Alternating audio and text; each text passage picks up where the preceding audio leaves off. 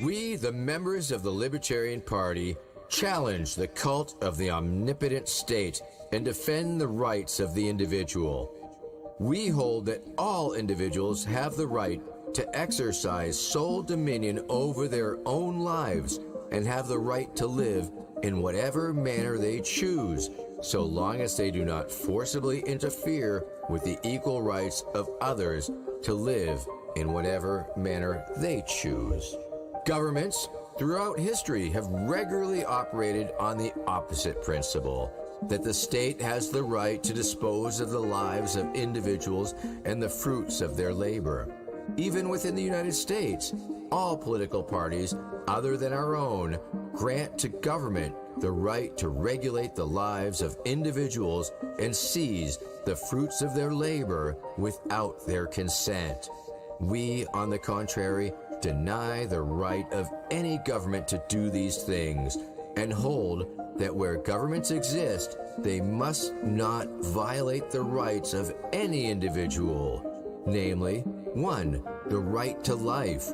Accordingly, we support the prohibition of the initiation of physical force against others. 2, the right to liberty of speech and action.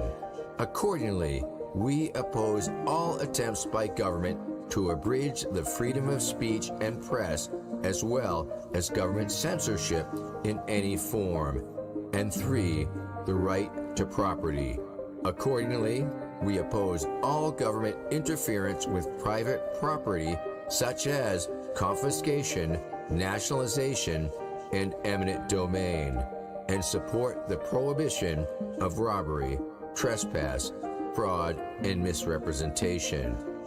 Since governments, when instituted, must not violate individual rights, we oppose all interference by government in the areas of voluntary and contractual relations among individuals. People should not be forced to sacrifice their lives and property for the benefit of others. They should be left free by government to deal with one another as free traders, and the resultant economic system, the only one compatible with the protection of individual rights, is the free market.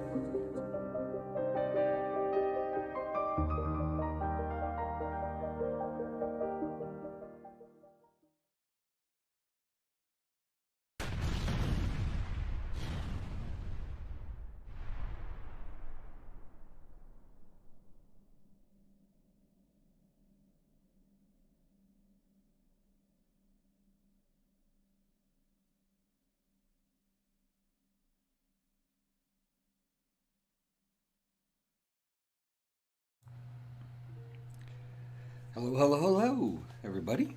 How's it going? Yeah, I'm completely unprepared for this.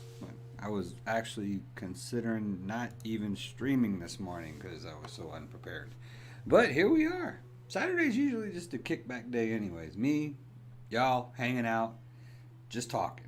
You know what I mean? So that's kind of what it ends up being anyway. So I'm like, let me just get some coffee together and throw something together. I have not had a chance to research civil asset forfeiture as much as I would like to, but I put up a bunch of stuff for us to check it out together. So that's what we're going to do. So how'd y'all like that G Liberty? I did get that together for you. Yeah, I actually got, the editing was all done myself. So some of the inspiration for the editing was added by the Evolve, but yeah, I did all the editing myself. The Evolve just pitched in some creative inspiration and stuff to add into it, but I was able to do everything myself. So pretty proud of it. I think it came out pretty good. So I was pretty happy with it. So I think I'm pretty well set up. I'm trying a different camera angle. So I had a thought before I get into the civil asset forfeiture. I wanted to share something with you. It's so the reason I'm trying a different camera angle and stuff, and then I got to get Evolve in here. We're going to try it whenever I get Evolve in here, probably Tuesday. Try the same camera angle, but try to fit both of us into the picture and make it look a little bit more close up for you. So a Twitter fan who watches the show, I don't know if she watches the Saturday show, but Debbie and Kate. So I appreciate y'all very much.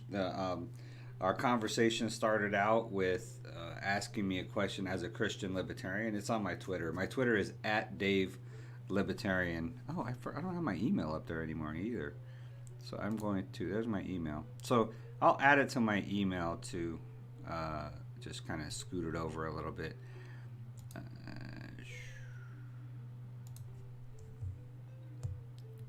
And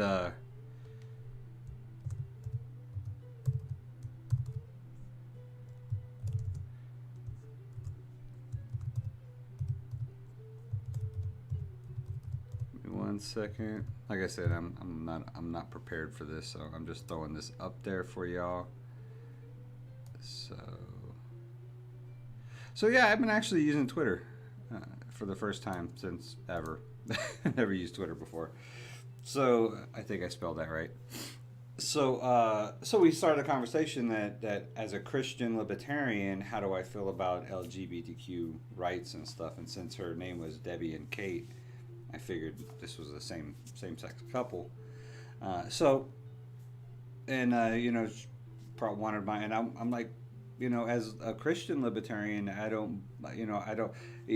Christians believe that homosexuality is immoral.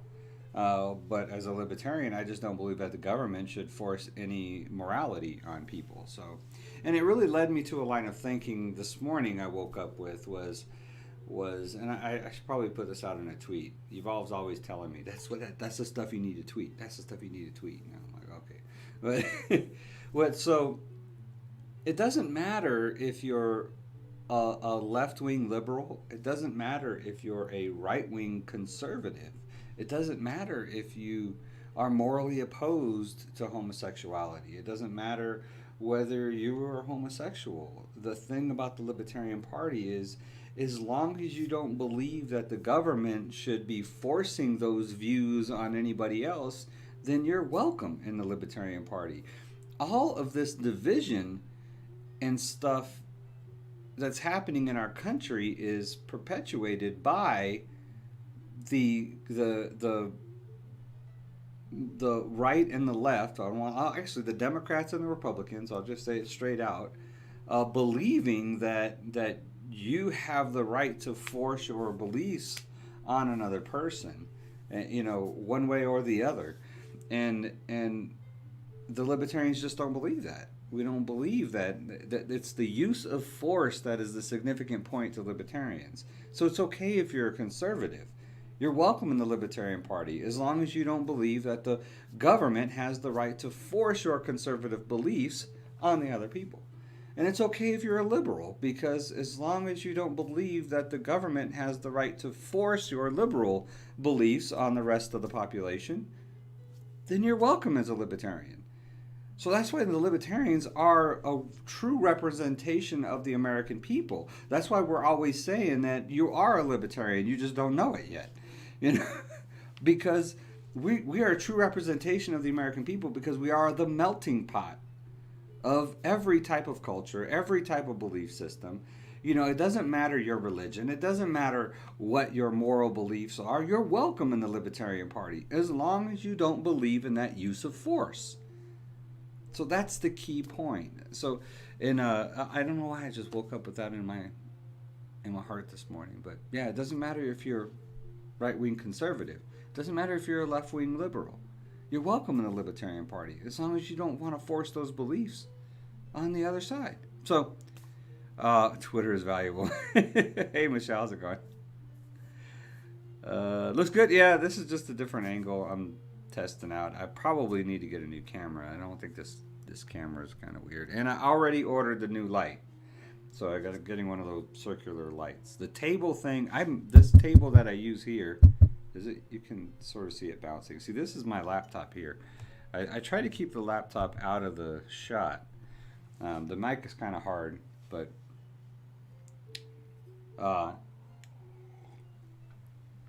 so yeah, I think it's I guess I reached that point now where my audience is saying, look, dude, y'all need to look more professional as a podcast. So the background's probably going to change. So this is the only time I'm going to put this out.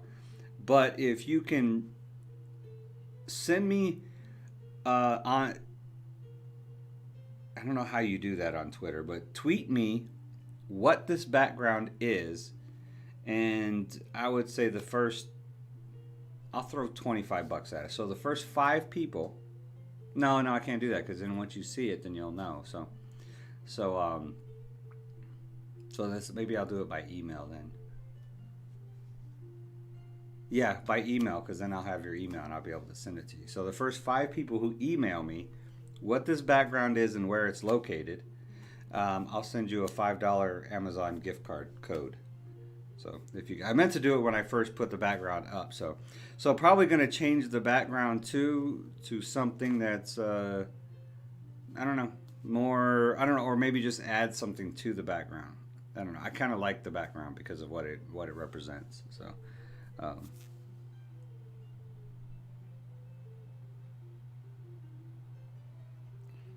You have a great podcast and can possibly be a top podcast. Yeah, this is it's a Logitech. It's the one. It's a really popular camera for streamers for like because this is the Blue Yeti mic and the camera were kind of the low end options I was using when I started Twitch streaming. So my Twitch stream never really took off. It's really hard to get an audience in Twitch, so because it's so dominated by these big streamers. So I really just wanted a conversational Twitch stream where people can jump in and talk libertarian, hit me up with libertarian arguments and stuff while I'm gaming. I usually play RPGs. I've been playing first-person shooters, which makes conversation a little bit more difficult. But yeah, no, I know, it's not fair, but we'll think of something else some other time for another giveaway. I'm sure there'll be plenty. So yeah, I don't know what is this. Actually, I can tell you real quick what the camera is.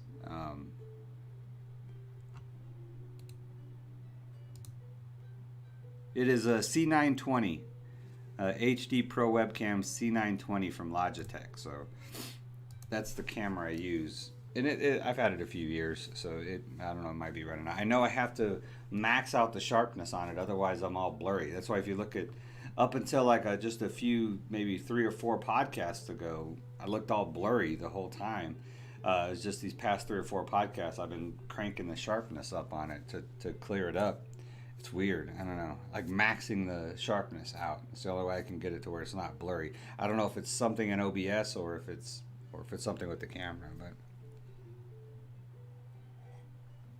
Oh yeah, I think I got 20 subs out of the G Liberty Minute. That was fun. I actually, the editing wasn't too horrible for me. Getting a little bit better at it. Got kind of a general concept of how to get some of those graphics and transitions in there. Matter of fact, I think me and Evolve both learned that the little transition in there. I don't know if you guys seen it yet. I can bring it up.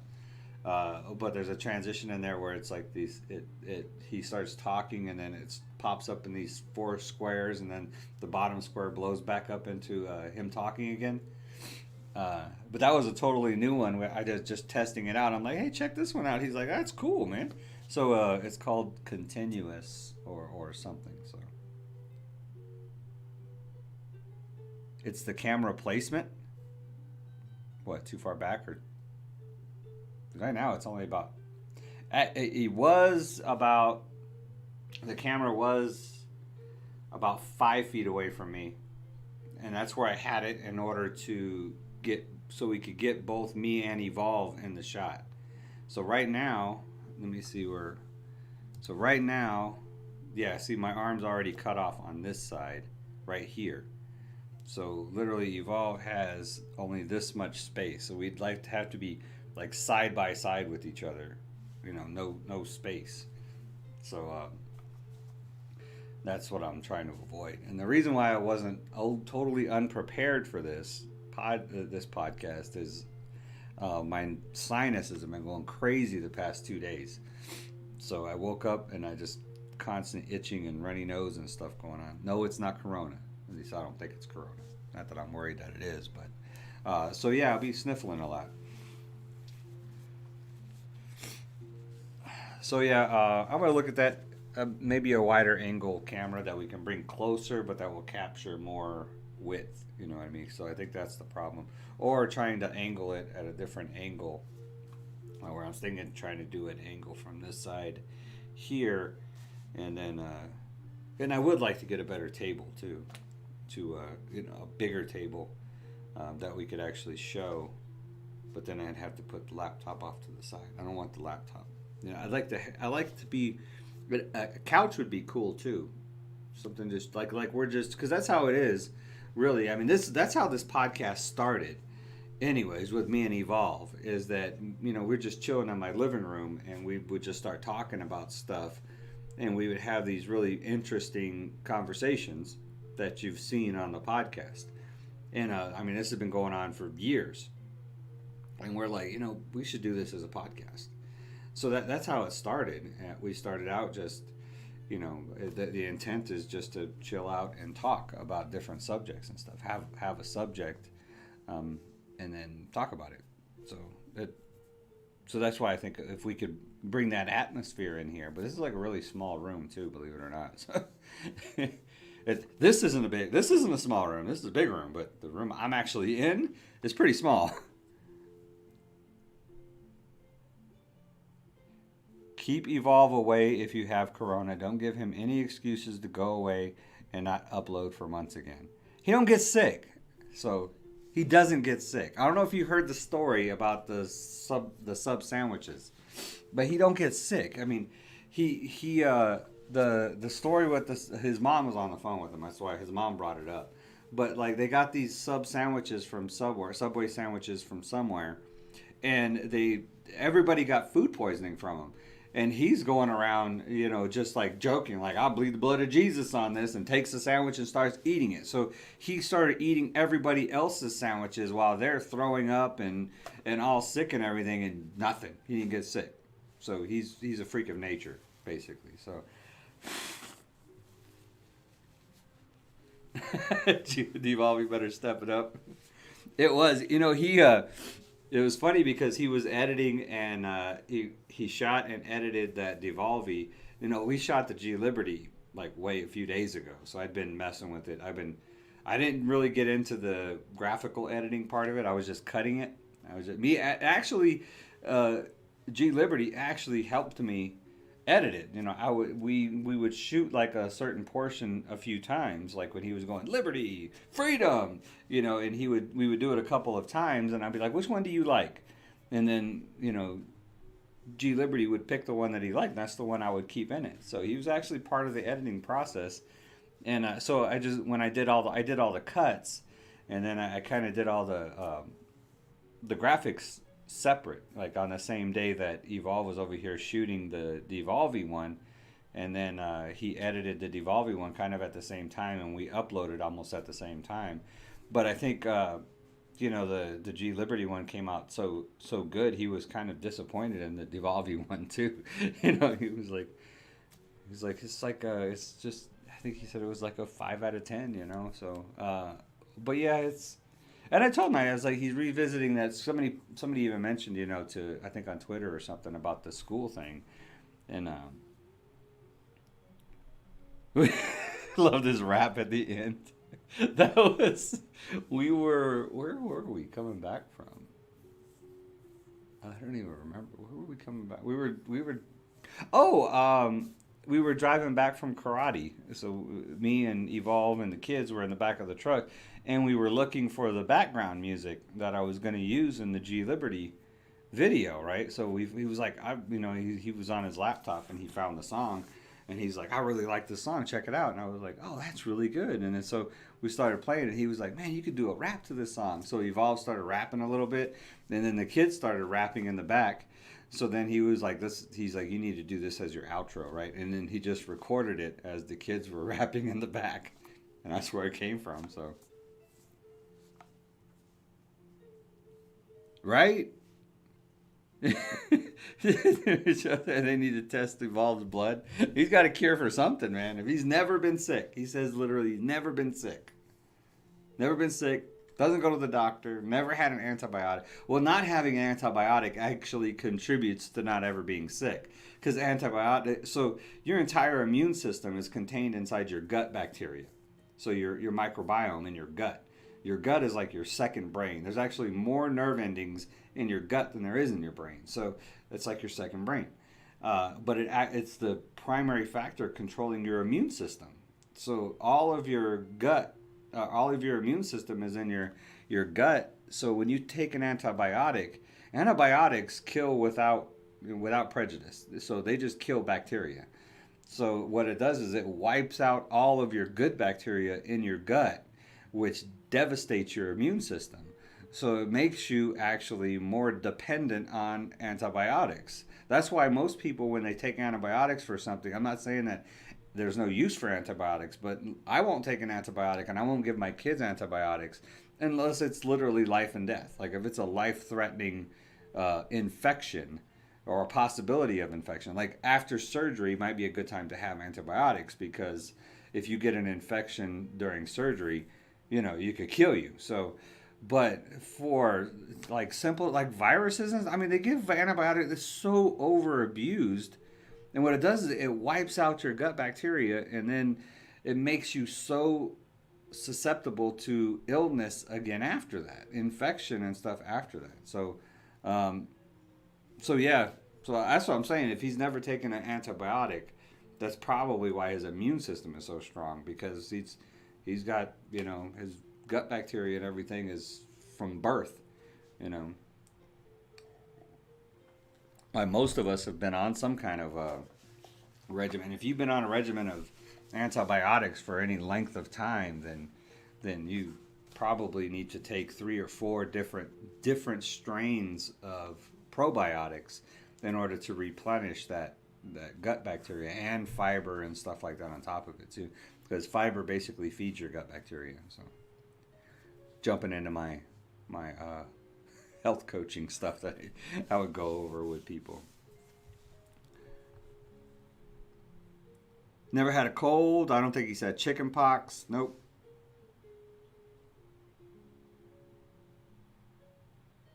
The music in the background for G Liberty, what was it? I should have it on here. If I have it on here, I will link it in the description. It's really good. I kept it. You know what? I might be able to find it on here. I kept it because I probably will use it again in the future. So let me see if I can find it in my history. Oh, you know what? Evolve sent it to me.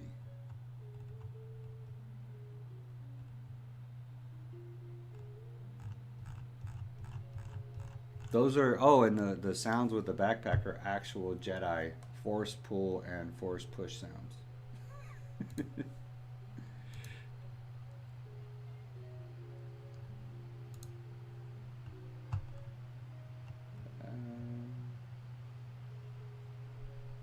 Is this should be it.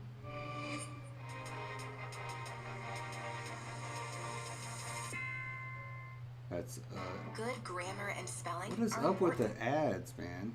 That was a YouTube ad on YouTube. YouTube ad on YouTube. Yeah, this is it.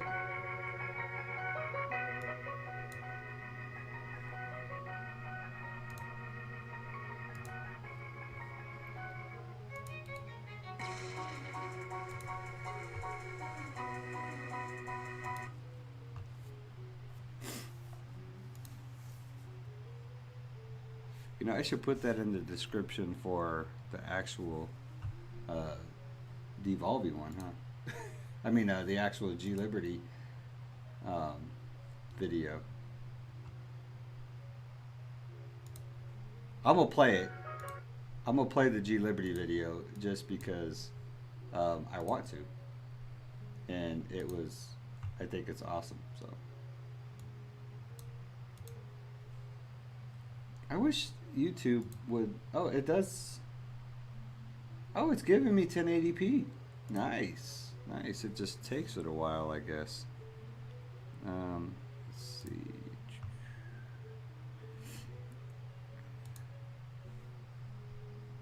Oh, you know what? I don't have my. Oh well, we're just gonna listen to it to regular speakers in.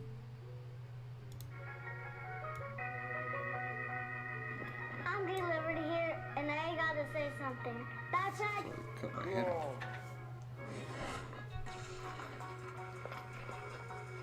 Money. I got money. This is my money. You know what I mean. Freedom. Liberty. What is my dad telling me? I gotta give someone my money for something I don't even use. Like landscaping? Like landscaping? Like landscaping? I don't even know how to say it. I don't even know what it is. Dad, what is landscaping? I don't think it's clear. But anyway, this is my money. Freedom. Liberty. Say it with me. Liberty. G-Liberty. G-Liberty.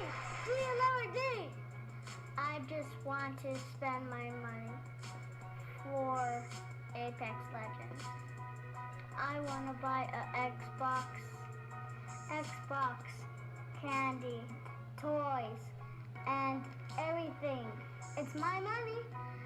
Anything but landscaping. That's why here at G Liberty, I'm talking freedom to do what you want. Free from the government. Free to spend my money. This has been a G Liberty Minute. Cut it out. I don't know why I'm dropping some bars in my butt. F-R-E-E, free. F-R-E-E, I'm free. That's just, I don't know. It's awesome. I like it. I don't care if anybody else does. But oh yeah, okay. I linked the YouTube thing in there. So that was really fun to shoot. He liked it too. So he had fun with it.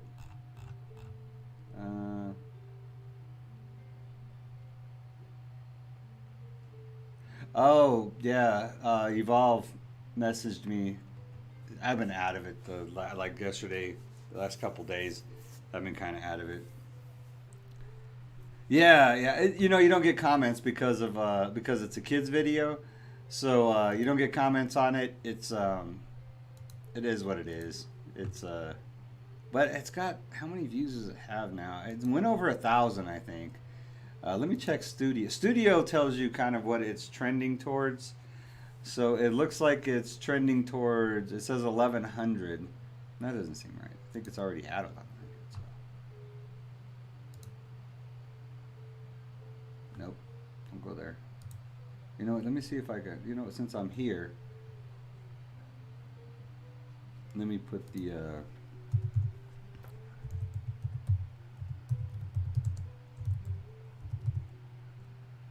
oops.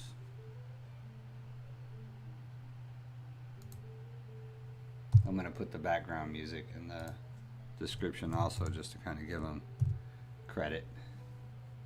I like to do that. Help out the, it's a good, it was a good song. I thought it was already over 1,100. Yeah, it's at 1,391 views so far. But no, I mean, the only way you can really communicate that you like it or not is to hit the like button. And I only got 7 likes, so it's kind of weird. I know Mom, I watched it about, I got to admit, I've watched it probably about 5 times myself. So at least 5 or 6 of those views is me. I figured Grandma probably 10 or 15. You know, Mom's probably 10 times. So, you know, probably 100 of those views is just family. What days to do the G Liberty upload? I haven't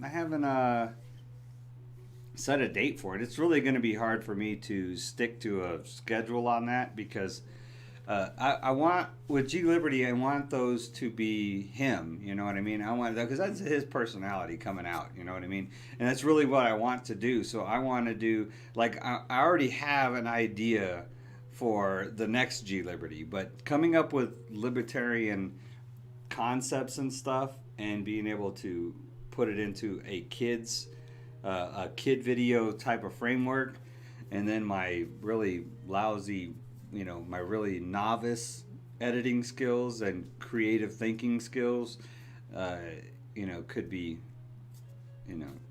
I don't think I'd be able to do something on a scheduled basis. But I would like to get one out a week, but I can't even do a Libertarian Minute one a week. So it's just a lot of editing and a lot of, it was like, it took maybe 20 minutes to shoot that, 20 or 30 minutes to shoot it, but it took me probably total time, probably about 6 hours to edit that. And it's just because I'm not that good at editing. And then I had to really wait for Evolve to come over to really give me ideas and stuff on what type of graphics and stuff to put into it. And that was really a simple video to shoot, so. Yeah, no dislikes on that one, so that's a good one.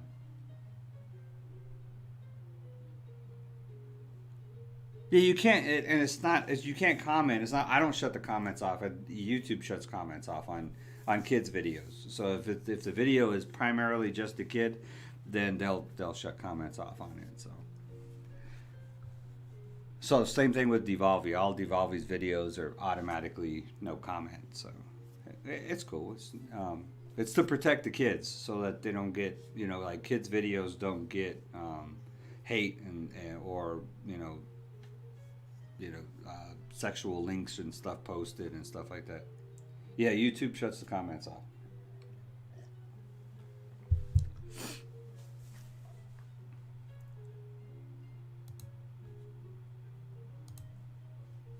So yeah, it's pretty cool. I think it's the thing I really like about it is so my intent with whenever I got into politics and as a libertarian, my intent was, and I've said it before, to break down libertarian concepts and make them easy to share. Because when I first got into libertarianism, I was like so complicated. I'm like, why are you guys gonna make everything so complicated? So I really try to get into the concepts and make it to where it's easy to understand and easy to share.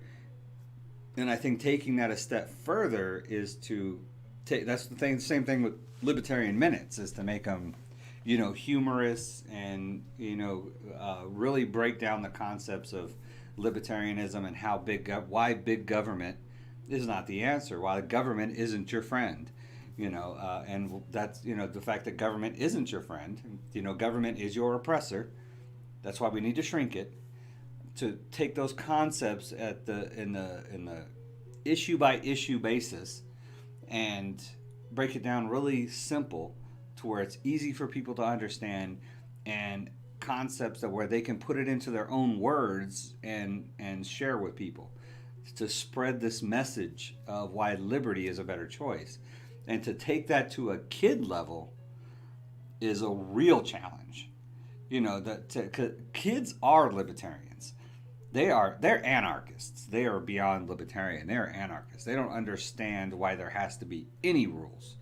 You know what I mean? Why they can't just, if you look at these two boys that I got, like I was watching them, the inspiration for the next video, I was watching them just fighting and wrestling with each other. They're like throwing down, but they're playing.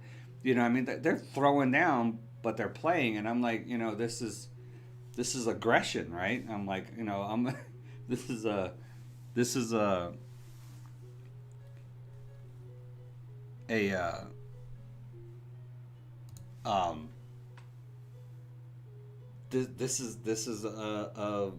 libertarian thing. So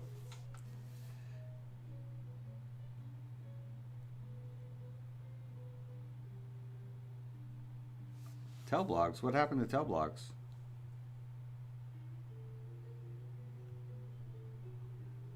I loved it but forgot to like because I went to comments and seen them turned off and said, oh well. Oh, okay, yeah, I know. Most of the commenters are most of the likers. So I see what you're saying. So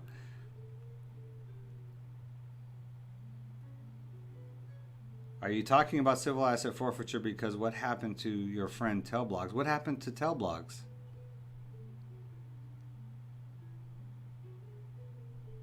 No, I didn't watch Evolve's stream late last night. I didn't see it. He streamed last night? He should jump on here and talk about it then. If he's on, if he's watching. He puts my stream on in the background Saturday morning. I know he does. Let me see if he's because I can throw him on here on Zoom.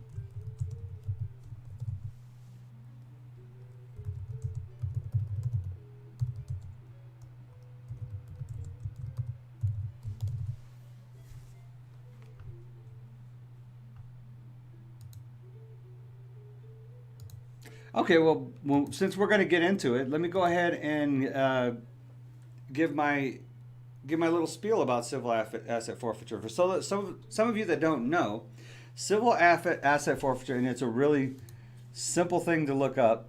Okay, if it was so simple, then. So you can real simple to Google it. And look it up. Civil asset forfeiture in the United States, also called civil asset forfeiture or civil justice forfeiture, civil forfeiture, is a process in which law enforcement officers take assets from persons suspected of involvement with crime or illegal activity without necessarily charging the owners with wrongdoing. So it's a cop basically coming into your house or pulling you over and taking your property. Yes, that's what it is. Taking your suspected of wrongdoing. So literally there's been cases where people have had their cars impounded because they were suspected of being stolen and never get them back. So the process of civil asset forfeiture, that what even makes it more horrible is that people usually don't get their property back. Even if they were found that it wasn't acquired through illegal means. So what this is the reason why it's such a big issue. Even the ACLU, the American Civil Liberties Union, it talks about it. I'm going to go over their piece on it. The reason why they're involved with it, because it eliminates due process.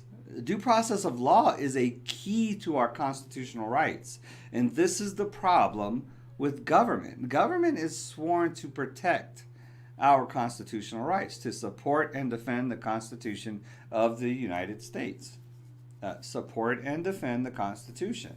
I don't know where our legislatures forget that. They put their hands on the Bible and, sorry, I don't mean to clap in front of the mic, but, they just forget that. So civil asset forfeiture is huge, and the Libertarians are the only ones talking about getting rid of it. It would absolutely be done away with in a libertarian. If you guys would elect libertarians, because we realize complete violation of rights. Property rights are a big thing with libertarians because you have a right to your property. That's why we believe taxation is theft, because taxation is the government taking your money without permission. And your money is your property. Property taxes, it forces you. They can literally take your house because you didn't pay the taxes on it, and that's not right. Even if you don't use any city services whatsoever, So we believe that any city services you use, it should be just like water or electricity or anything else. You pay for it, right? If you use the police, you pay for the police. If you use public schools, you pay for public schools. But it's all voluntary, right? And the fact that they can place a price tag on your property and then remove it is bad enough through taxes. But with civil asset forfeiture, all they do is have to suspect that you acquired your property through illegal means, and they can take your property. And there's cases about it. So, landlord kicked her and other tenants out of the house for no payment. He locked her out the house with kids. She went live and she was crying, trying to talk to landlord, but he wasn't budging. It was bad.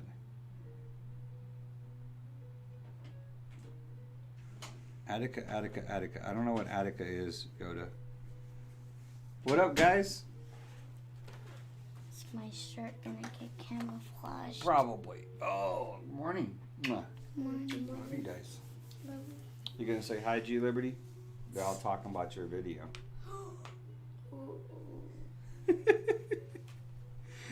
Do I have to be in the light? No, you don't have to be in the light. They can see. Look. See? You guys are too close to the green screen now. Yeah. And your chair's too close to the No, it's just because of the mesh. The mesh doesn't come out very well. Oh, yeah.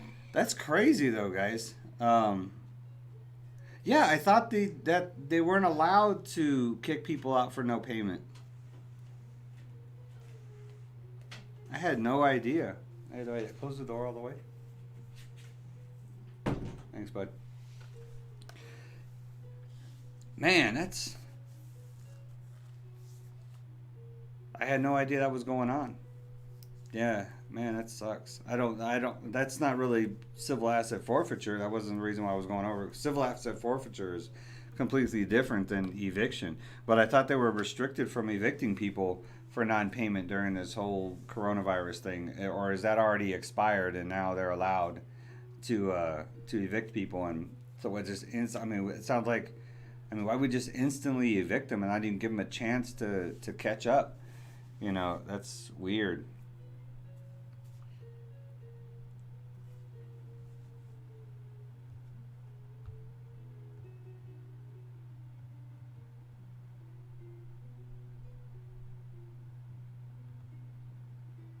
The landlord said 3 months is over. 3 months. Was that what the original thing was? Was 3 months? So just out on the street with their kid? That's... Wow.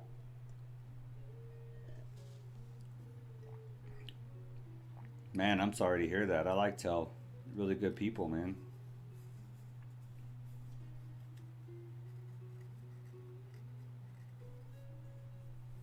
It's not right what's going on right now, man. Just gives me more motivation. I mean, the whole purpose. I mean, this stuff.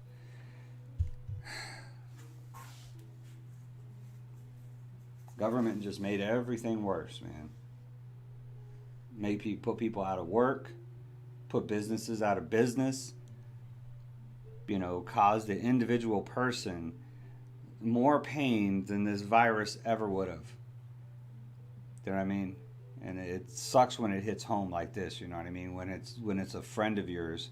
Now, I don't know Tell, I've never met her in person, but I know from our conversations that we've had in chat and in comments and stuff on YouTube, you know, talking about arguing with on libertarian principles with her husband and stuff. Well, guess what? You know, if it would have been libertarians, you never would have been put out of work, unless your work did it.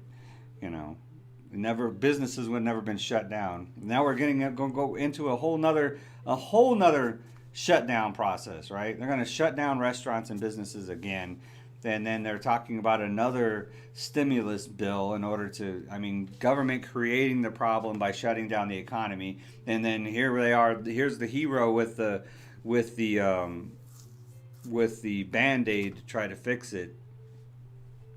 And it doesn't work, man. Let the free market work itself out.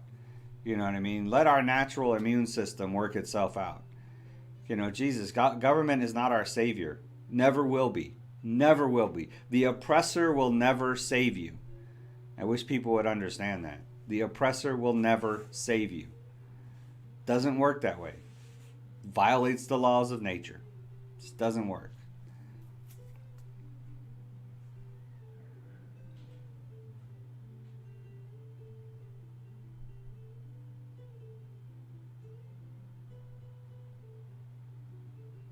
Landlords are evicting people now because they are frustrated with the government and riots. Thomas Manners, I appreciate the comments, man. So I usually read people's names and then the comment, and that's because I know a lot of people don't click on the live chat if they watch it later, so I like people to know where I'm getting the comments from. Yeah, you know, and that's what it is. All it's doing is causing more conflict amongst the citizens that used to get along because of government involvement and the media, you know, just fueling the fire. it puts citizens against citizens, and it's, man, I don't know why people can't see through this blanket of bull that keeps being thrown over our eyes every time we turn around. Every time there's an issue in the society, our government blows it up, makes more problems out of it, then tries to be the hero and fix the problems, and the media just fuels the fire of it, in order to perpetuate this madness that we have going on. And I honestly believe that the outside of some kind of hostility or something, and I'm a pacifist. I don't believe in hostility or violence. Yeah, I served 25 years in the Army, but I call myself a pacifist now. But yeah, I don't want to see hostility or violence or anything. So that's why I'm such a proponent of libertarians, because I see libertarians as the only peaceful solution to getting out of this mess that government has caused and media continues to perpetuate. That's why I'm such an advocate. That's why I'm doing anything I can to try to send this message.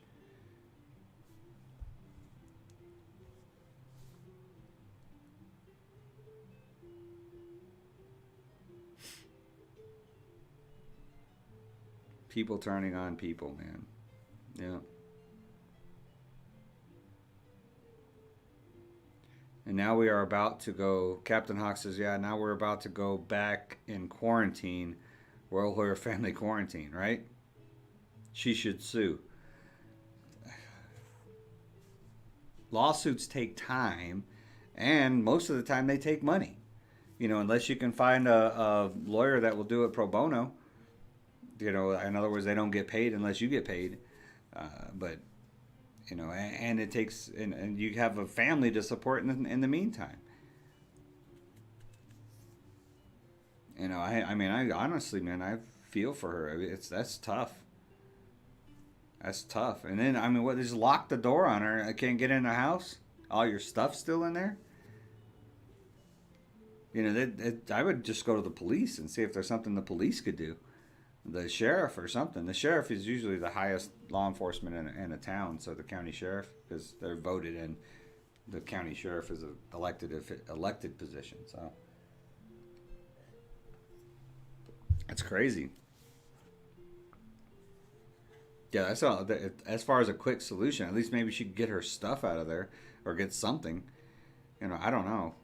That's wild. Evolve was joking at first and told her she was capping.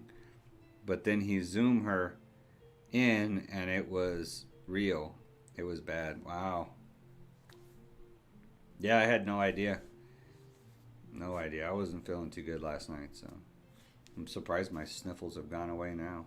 My sinuses were messed up yesterday, so I don't know. Usually I get notifications on his videos and stuff unless I shut them off.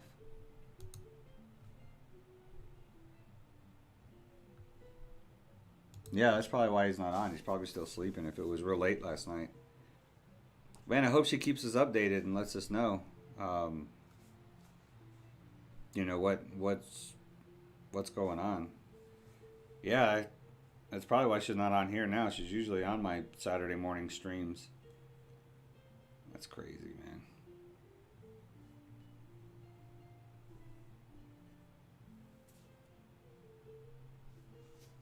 It is bad, but you go through that stuff here all the time.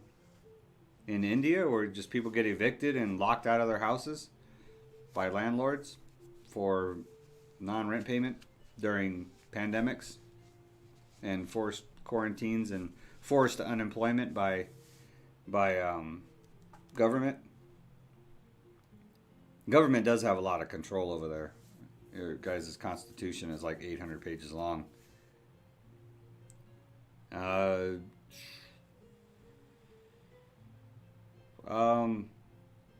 Donate to Tell? I don't know. I was hoping Evolve would get on and maybe he has some kind of link or something set up for her. I don't want to take your money and then not know how to get it to her. You know what I mean? I don't know how. That's why if he was on, then we could work it out. But Yeah, she's got to have a Cash App or something.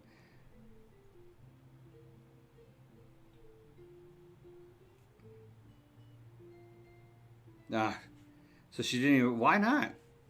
If people want to help, man, see that's my thing. That's the only reason I have a donate button on my describe, because as a Christian, I believe in giving. I believe in that there's a blessing that comes from giving, the helping people. There's a blessing that comes from that God blesses us when we are selfless towards our fellow people, humans and stuff. So that's why I give to church and give to different. But that's also why I have the donate button in my description, is because I don't want to. If somebody feels it in their heart to donate to me, then I don't want to deprive them of that blessing that would come to them through that giving. So that's and it's biblical. The giving thing is biblical. You give, you get, there's some receiving and giving. So when people are, and I had to really, my wife is like that, where she just doesn't like people giving her gifts and helping her and doing stuff for her. And I'm like, you can't be that way. There is a blessing that comes. There is a sense of well-being and stuff that comes from giving. So you need to be open to receiving that giving. So if you're watching this, let us know. You can email me or even hit me up on Twitter and send us your Cash App. I have a small audience. A lot of my audience is the same as Evolve's audience, but we would like to help you out. Send us the Cash App link or something so that people can give.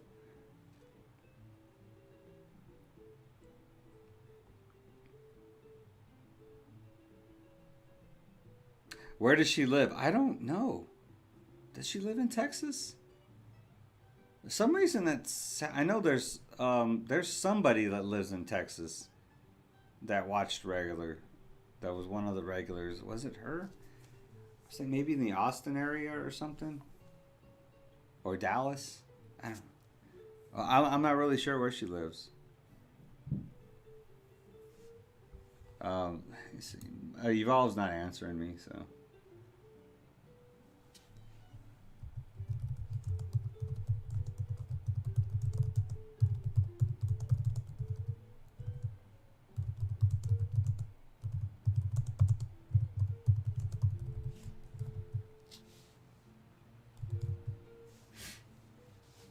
So I tell you what, on this stream, if I do get an answer on a place where you can donate to help Tell out, I will post it in the comments and pin the comment to the top, so you can donate to her. I definitely will too if she gets a Cash App or something, and I'll send her something too.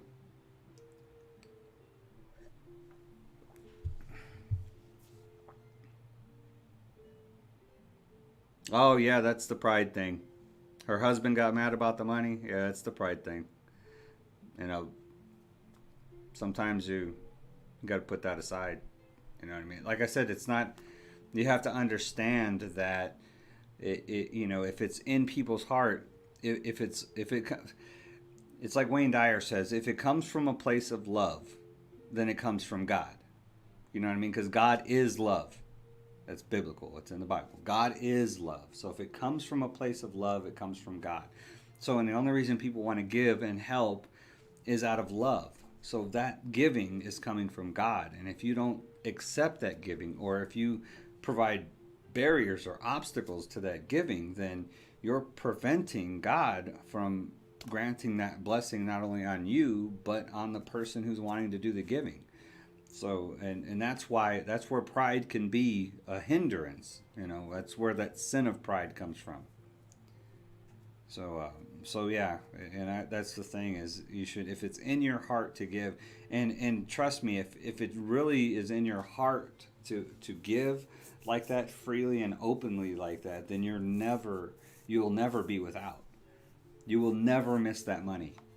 Or whatever it is you're giving, if it's your time, or if it's your money, or if it's food, or clothing, or whatever you're getting, whatever it is, if it's in your heart through love, to provide that to somebody else, you'll never miss it. Never miss it. I don't care how much it is or what it is, you won't miss it if it's in here. So, and that's just the way God works. That's just the way the universe works, you know.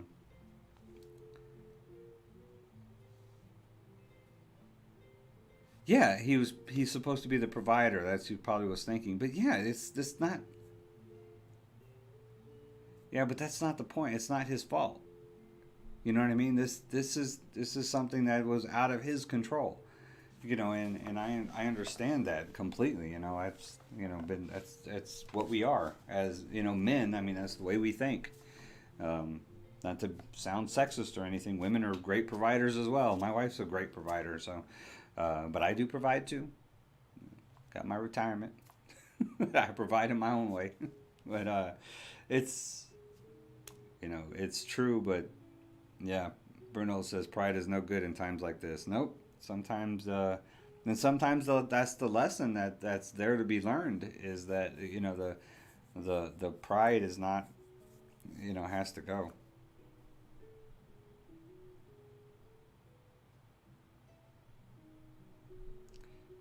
I'm went the guy. She should have told him about it first before she accept money. I don't understand, Captain Hawk.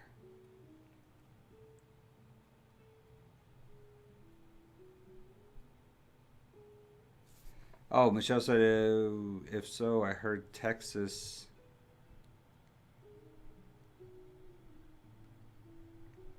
Texas had the biggest spike in cases. You can kick people out during that.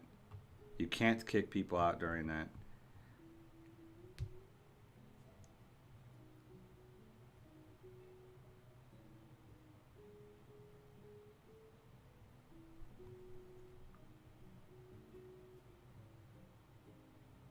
Oh, I see what you're saying, Hawk. Okay, I was like, what are you talking about? Oh, that she should have let her husband know before she started asking for money or accepting money, and Evolve shouldn't have got into their business like that, and she shouldn't have got, But I mean, she was just, she's trying. I mean, that's the nurturer, coming out as well. These are natural instincts for people. So, that we're dealing with when it comes down to something like that. When you're now missing something, you're losing something that's so substantial for human existence that, you should, but yeah, you gotta, yeah, it's probably something she should have talked to her husband about before doing it. But, if time permitted, then it's, time permits. So I don't know. I really don't have an opinion on it. That's between their relationship or whatever. But, like I said, you should allow people to help if they can help, and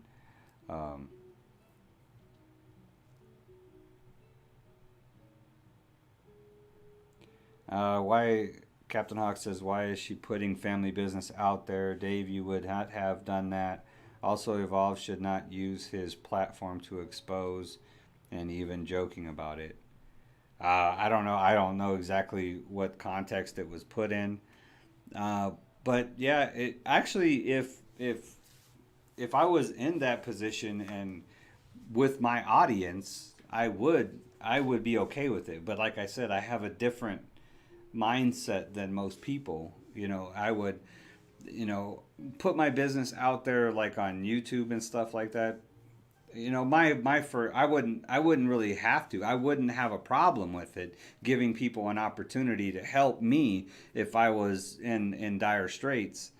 Then I wouldn't have a problem with asking for help. But my first choice would be to go to my church, and I'm sure my church would help. So I probably wouldn't have to either way. But if I wouldn't have a problem with it. So, but I'm a different case. Like I said, I believe in the power of giving. So I believe that's why I give so much, because I believe in the power of giving. So therefore, I don't want to deny somebody else that blessing that comes from giving to me. So I wouldn't. I mean, that's my point. Putting her business out there like that, I don't think that she saw anything wrong with it because it was something that was out of their control.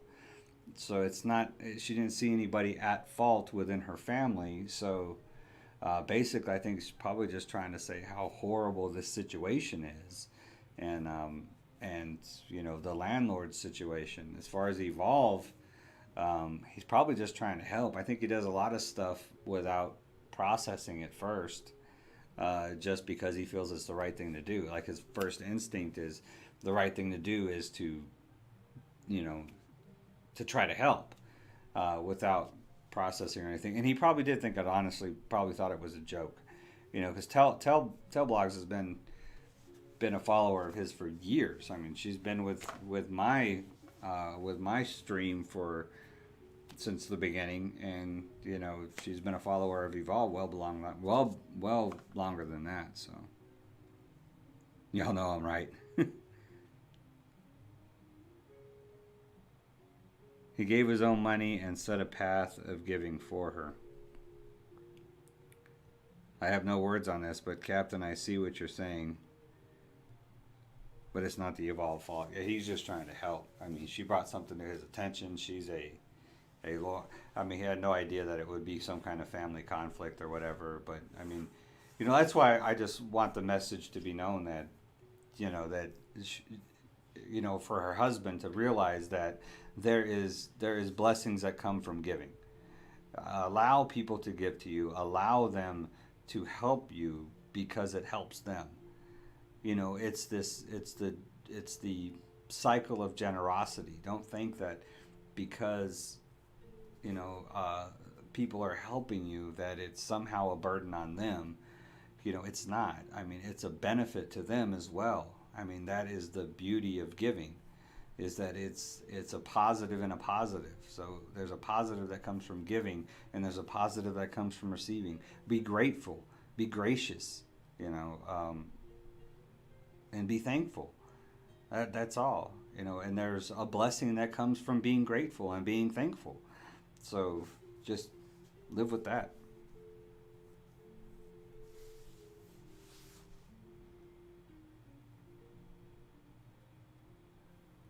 She zoomed in and her kid crying. You think that is okay to show? Yeah, I agree, Michelle. It's kind of tricky. I didn't see the stream, so I don't know.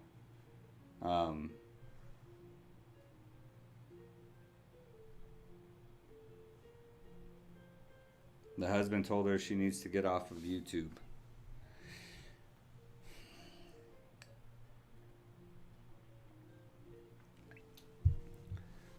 It's, you know, I the only thing I could really say is what the intent was. You know what I mean? So if the intent was genuine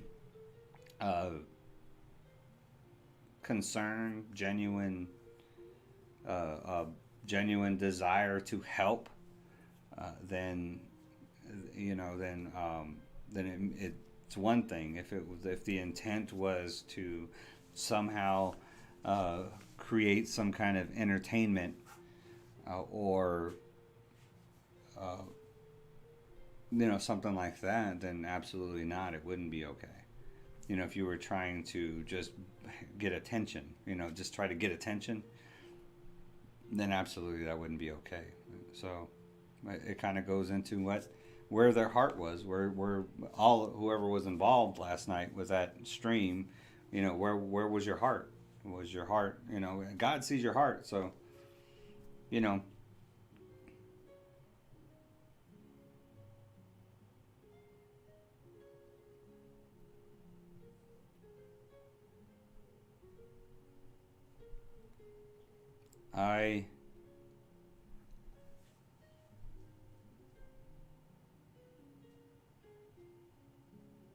I would have told Evolve to stop live and delete.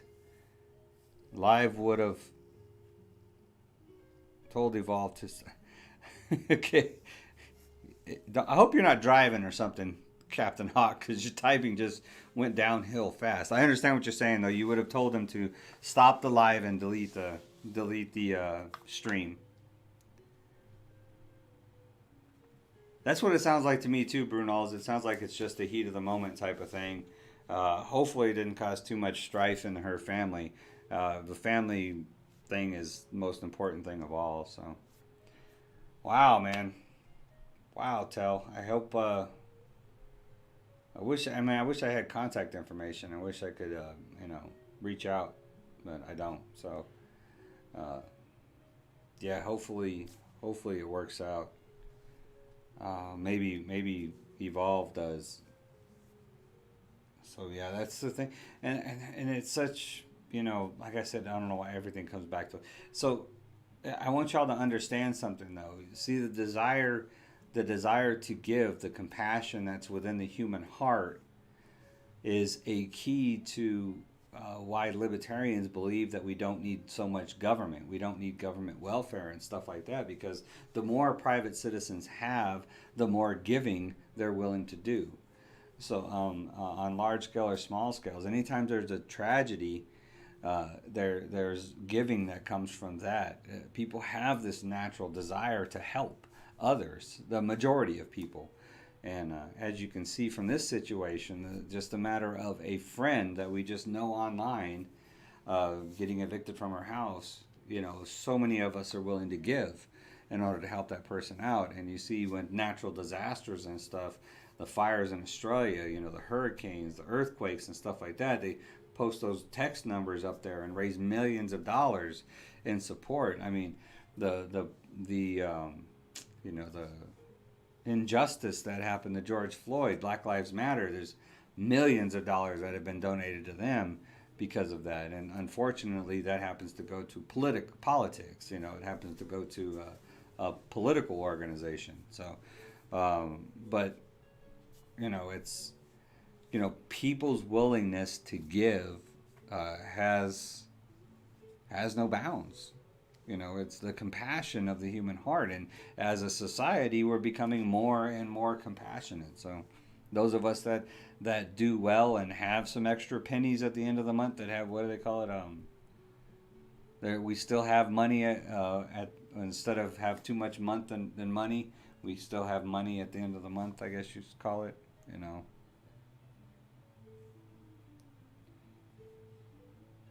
The video is not up, so he must have deleted after. The husband has every right to be mad at Evolve right now. He can't just give his wife money. You all see what is wrong here. Y'all can give my wife money.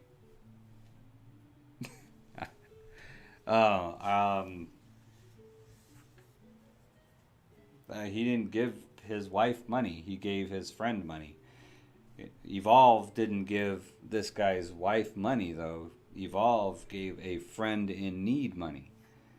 So I don't think Evolve meant any disrespect whatsoever in that process. So, like I said, it's a matter of intent. So what is your intent? What was the intent? So.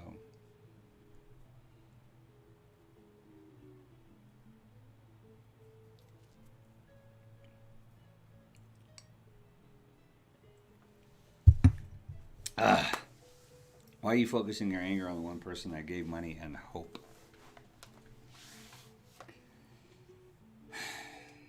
That's the way it goes sometimes.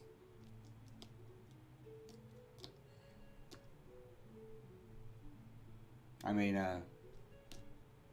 the person who gave us the most hope of all ended up hanging on a cross for it.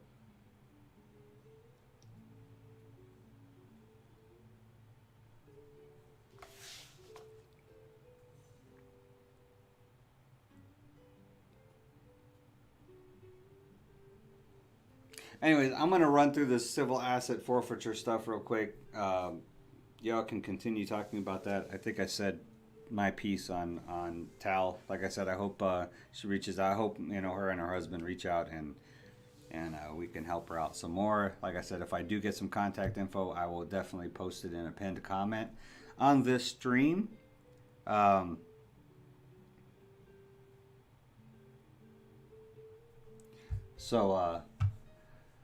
So, first thing I want to go through is the ACLU's take on civil asset forfeiture. Police abuse of civil asset forfeiture laws has shaken our nation's conscience. Civil forfeiture allows police to seize and keep or sell any property they allege is involved in a crime. Owners need not ever be arrested or convicted of a crime for their cash, cars, or even real estate to be taken away permanently by the government. Forfeiture was originally presented as a way to cripple large-scale criminal enterprises by diverting their resources, but today, aided by deeply flawed federal and state laws, many police departments use forfeiture to benefit the bottom lines, making seizures motivated by profit rather than crime fighting. For people whose property has been seized through civil asset forfeiture, legally regaining such property is notoriously difficult and expensive, with costs sometimes exceeding the value of the property. With the total value of property seized increasing every year, calls for reform are growing louder. And the ACLU, I guess one of the criminal law reform program, is at the forefront of organizations seeking to rein in the practice of civil asset forfeiture. Search asset forfeiture abuse. Oh, you can. There's videos on it. Let's check out and see if there's a video on it. Oh, really? You have to.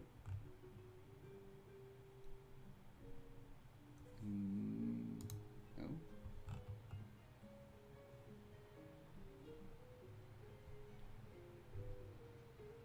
Okay, this has been going on for a long time. So let's check out this video from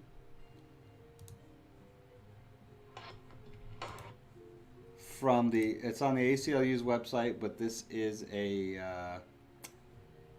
from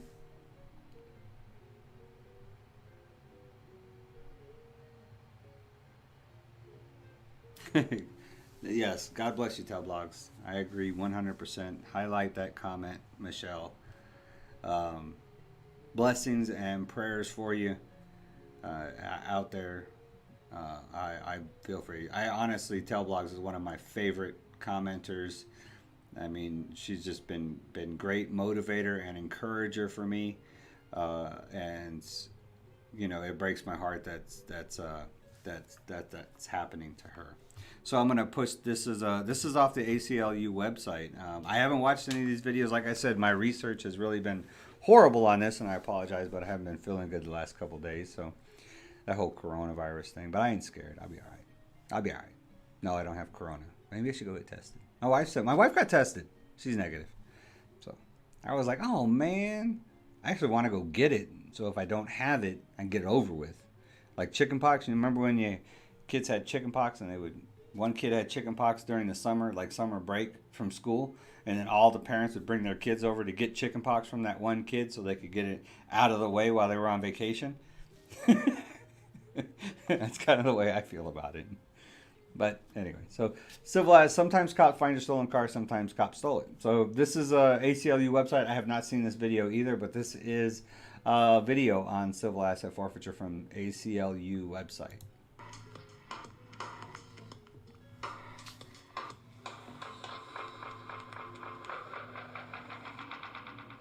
Cops have a tough job keeping us safe, and they deserve good pay for a job well done. But what if their priority switches from public safety to making a buck for themselves and their departments? That's what happens with civil asset forfeiture. Cops can take people's money and property without making an arrest. The police just have to suspect the assets are tied in some way to illicit activity. People are on the side of a road alone with a police officer who's just searched their car, seized money, and said they're going to take it because they had it illegally. Often officers will threaten people, if you don't give us the money, we're going to arrest you, we're going to take you to jail. So it presents people with really a no-win situation. We take a lot of property from people, we take a lot of money from people, we take homes, we take cars. Whether we can prove that this property was used to transport or to facilitate their illegal business, we don't even have to prove that, and yet we take their property and money. It looks like that they're not concerned about stopping the drugs, that they just want the money. That's what it looks like. Is that the case? And that shouldn't be the case, but that's what it looks like. This is incredibly widespread. It's happening all around the country. A very large portion of civil asset forfeiture is tied directly to the war on drugs. So you start to see why they're so hesitant to end the war on drugs, like libertarians have been screaming from the mountaintops forever, is because there is so much profit and money in the war on drugs. Profit and money for the police departments, for the prison system, for, through civil asset forfeiture. If you get caught with drugs and you got $100 in your pocket, they'll take your $100 too, because they'll determine that money was used for the drugs, or you got that money from selling drugs, or something. They don't even have to prove it. They can just take it and say that they suspect that the money was used to buy drugs or to sell drugs. So, it's legal theft, exactly. And it's tied directly, so much of it is tied directly to the war on drugs. Like, if they determine that you are selling drugs, even if you could have had a house that's been in your family for, generations, but if you get caught selling drugs, they can confiscate your house before ever actually proving that you were selling drugs, just because they suspect you were a drug dealer. They can seize your property, kick you out on the street. So, I mean, it's crazy. Law enforcement officers at the local, state, and federal level take advantage of civil asset forfeiture and benefit from it. The Department of Justice raked in $4.2 billion in asset forfeiture in the last year alone. There are many benefits for the police billion. officer. Typically, you'll drive the car that you seize from a previous case. So there's great incentive to go after a particular individual who has a certain type of car. The police rely on the fact that you're not going to hire a lawyer, you're not going to travel back to their town to fight the case. They get to keep the money and then put it towards their budgets. So why don't we just reform the laws to get rid of these bad incentives? Ask yourself one question. What politician wants to be seen going against police officers? We have organizations such as the Narcotics Officers Associations and Fraternal Order of Police, who lobby quite a bit to maintain the status quo. It's inappropriate for us to lobby to maintain a policy that's beneficial to us. I believe it's wrong. Fight the prison profiteers. Take action against asset forfeiture abuse at prisonprofiteers.org. Click here.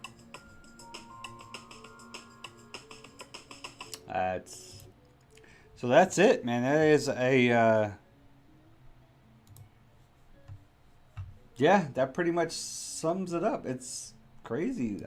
Massive violation of civil liberties and civil rights. I'm going to go over a couple of cases on it as well. But first I'd like to read the Libertarian Party's, the Party of Principle, the Libertarian Party's stance on civil asset forfeiture. We have a statement on it. And it's from February 8, 2017. So it's been 3 years, more than 3 years ago, we've had a statement on it. And I challenge any of you to find a Democrat or Republican statement on civil asset forfeiture. It's not, because they are not parties that are based in principles. Libertarians are based in principles. So this is yesterday at a meeting with sheriffs, President Trump commented about ruining the career of a Texas legislator that proposed a bill to reform civil asset forfeiture. We'll destroy his career. So this Texas legislator was proposing a bill to reform civil asset forfeiture, and President Trump said, we'll destroy his career. The legislator was unnamed, and there are several Texas legislators currently proposing bills to reform civil asset forfeiture laws. Such laws vary by state, but in many states it is legal for law enforcement officials to seize property from someone before they are convicted of any crime, and then even keep that property even if the person is found innocent. There have been many cases documented that show how this practice can be abused, and for every case documented, there are countless others that are not. The Libertarian Party thinks that the current practice of civil asset forfeiture is completely unfair and un-American. Libertarian National Committee Chair Nicholas Sarwark says civil asset forfeiture is nothing more than legalized theft by the government. Basic fairness and justice requires that there be a criminal conviction before someone's assets can be taken for being proceeds of a crime. Sarwark continues, the legalized theft has been a driver of the failed war on drugs. Thank you to the Texas legislators reforming our system to protect the property of innocent people from being stolen by the government.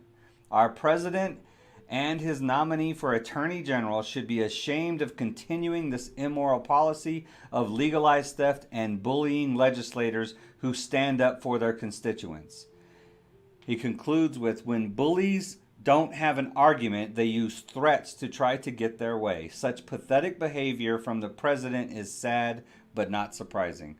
Senator Jeff Sessions, President Trump's nominee for Attorney General, has been outspoken advocate for civil asset forfeiture. How do you advocate for the theft of someone's property prior to conviction, prior to any due process whatsoever? Due process of law is where you go in front of a judge. There's no due process. There's no judge that actually says, yes, you can seize this property. That doesn't happen. They just take it. It's outrageous. It's crazy. But this is the power that we've allowed through our votes to start to perpetuate in our government. You know, that's how much power they're getting. That's what needs to stop. This is why I wanted to talk about civil asset forfeiture so much, because it shows once again how massive this government overreach is.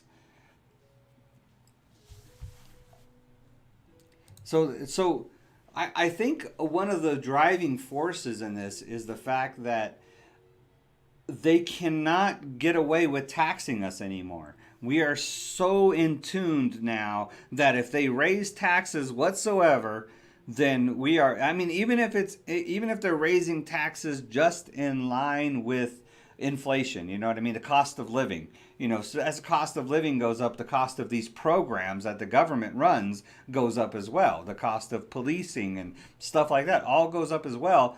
But if they raise our taxes at all, then we're not going to vote for them no more.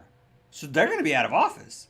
So since they can't do that, now they have to look at these other ways in order to fund their money ball. I don't know what else to call it. This massive money ball that the government has. They have to find other ways to form it, to fund it. So they look at privatized prisons. They look at civil asset forfeiture. They look at, stimulus bills, borrowing money from the Fed. All this other stuff in order to get money without raising taxes, because taxes is what everybody's looking at. But there's all these other ways that they're stealing your liberties, stealing your property, that we don't see, that we ignore.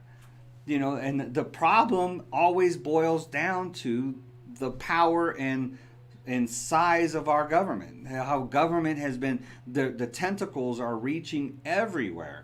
Then it's like it doesn't affect you until it affects you. You know what I mean? Then this is Republicans and Democrats alike. This is why the duopoly needs to go. It needs to be slapped in the face. And the only way you're going to slap it in the face, the only way you're going to fix this is to vote. Next to a complete overthrow of the government, which, God, I hope that never happens, is a violent overthrow, is to vote Libertarian. I'm sorry. I don't even see voting another third party is going to make a difference. It's got to be Libertarians. Libertarians are the only ones that stand on the principles of smaller, shrinking government, and limited government power. The only ones. For every one person that votes Libertarian is one more wake-up call to the constituency, from the constituency to every legislature in your district, in your city, in your county, your districts, your states, and nationally. So if you vote Libertarian across the board on your ballot, your city officials see it, your district officials see it, your state legislature see it, and the federal legislature see it.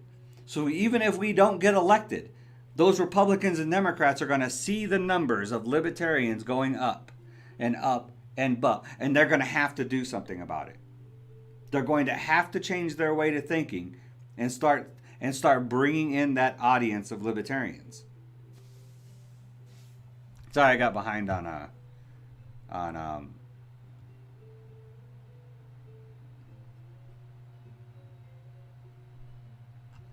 legalize. Yes, it is legalized theft. Forfeiture is used to abate nuances and to take the instrumentalities of crime out of circulation. For example, if drug dealers are used, this is Libertarian Devil. If drug dealers are using a crack house to sell drugs to children as they pass by on the way to school, the building is a danger to the health and safety of the neighborhood. So don't just say the one-sided argument. The government also uses forfeiture to take the profit of a crime out of crime and to return property to victims. No one has the right to retain the money gained from bribery, extortion, illegal gambling, or drug dealing. You have a few good points, but it's still not right. And all of your points are absolutely right. Absolutely right with due process. The problem is not the seizing of the property.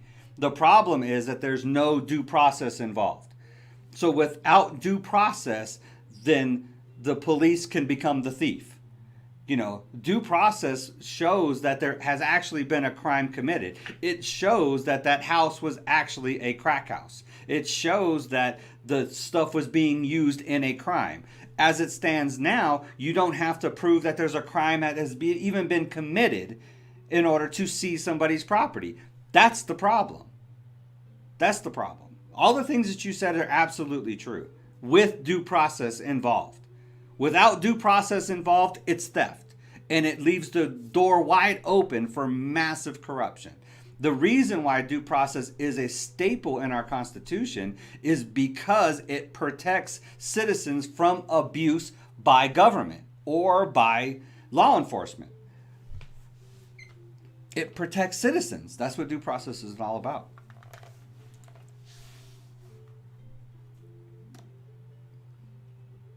Libertarian Devil, are you a libertarian?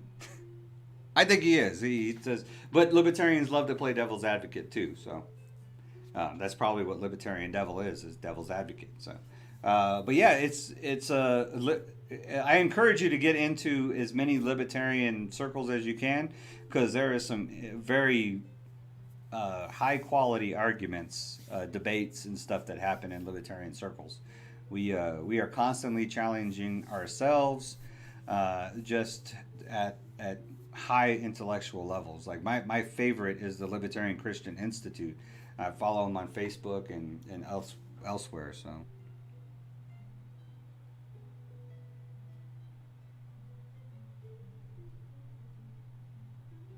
if someone does, Libertarian Devil says, if someone does file a claim to the property, the government has a choice, assuming Congress has provided both options by statute.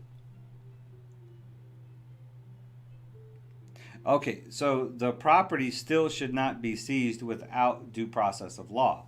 That's the key here. So once the property is, like, if there's due process and a judge issues a warrant to seize the property, then there's due process involved. So the warrant to seize the property, and then so the person is exonerated from the crime. Then they file a petition to reclaim their property or whatever. There shouldn't even be any petition to reclaim the property. They should just instantly receive it back. There should be no process, no money, no nothing. If you are exonerated from the crime, there should be no cost to you whatsoever for receiving your own property back. So, I mean, that just makes sense. You were wrong for arresting me. So, if anything, you should be paying me for my lost time. Because you were wrong for arresting me. It was wrongful arrest as it is. So, in 1995, the Justice Department began aggressively training criminal prosecutors in the use of forfeiture laws, so that now more than half of all contested forfeitures are criminal forfeitures. Okay. Criminal contested forfeiture. More than half of all contested forfeitures are criminal forfeitures. So I'm guessing that these are Forfeitures that have been contested as they shouldn't have happened, and they are those, more than half of those. What other kind of forfeiture is there besides criminal? Criminal active stuff is okay. Taking criminal active stuff is okay if you have already determined that it's criminal. The problem is there's no due process determining that it's criminal. You know, you are innocent until proven guilty. So no matter what the crime, you're innocent until proven guilty. That's the statute of the law. That's how the law is written. That's justice. And if you haven't been proven guilty of a crime, then you are not a criminal. And therefore, you shouldn't have your property seized. And the only way you can be proven a criminal is through due process. So yeah. So there's no criminal activity until there's due process. So why is stuff being seized? That's the argument. That's the problem with civil asset forfeiture here. Some of the cases in civil asset forfeiture, this is Timms versus Indiana. Was a United States Supreme Court case in which the court dealt with the applicability of excessive fines, the Eighth Amendment, and in the context of asset forfeiture.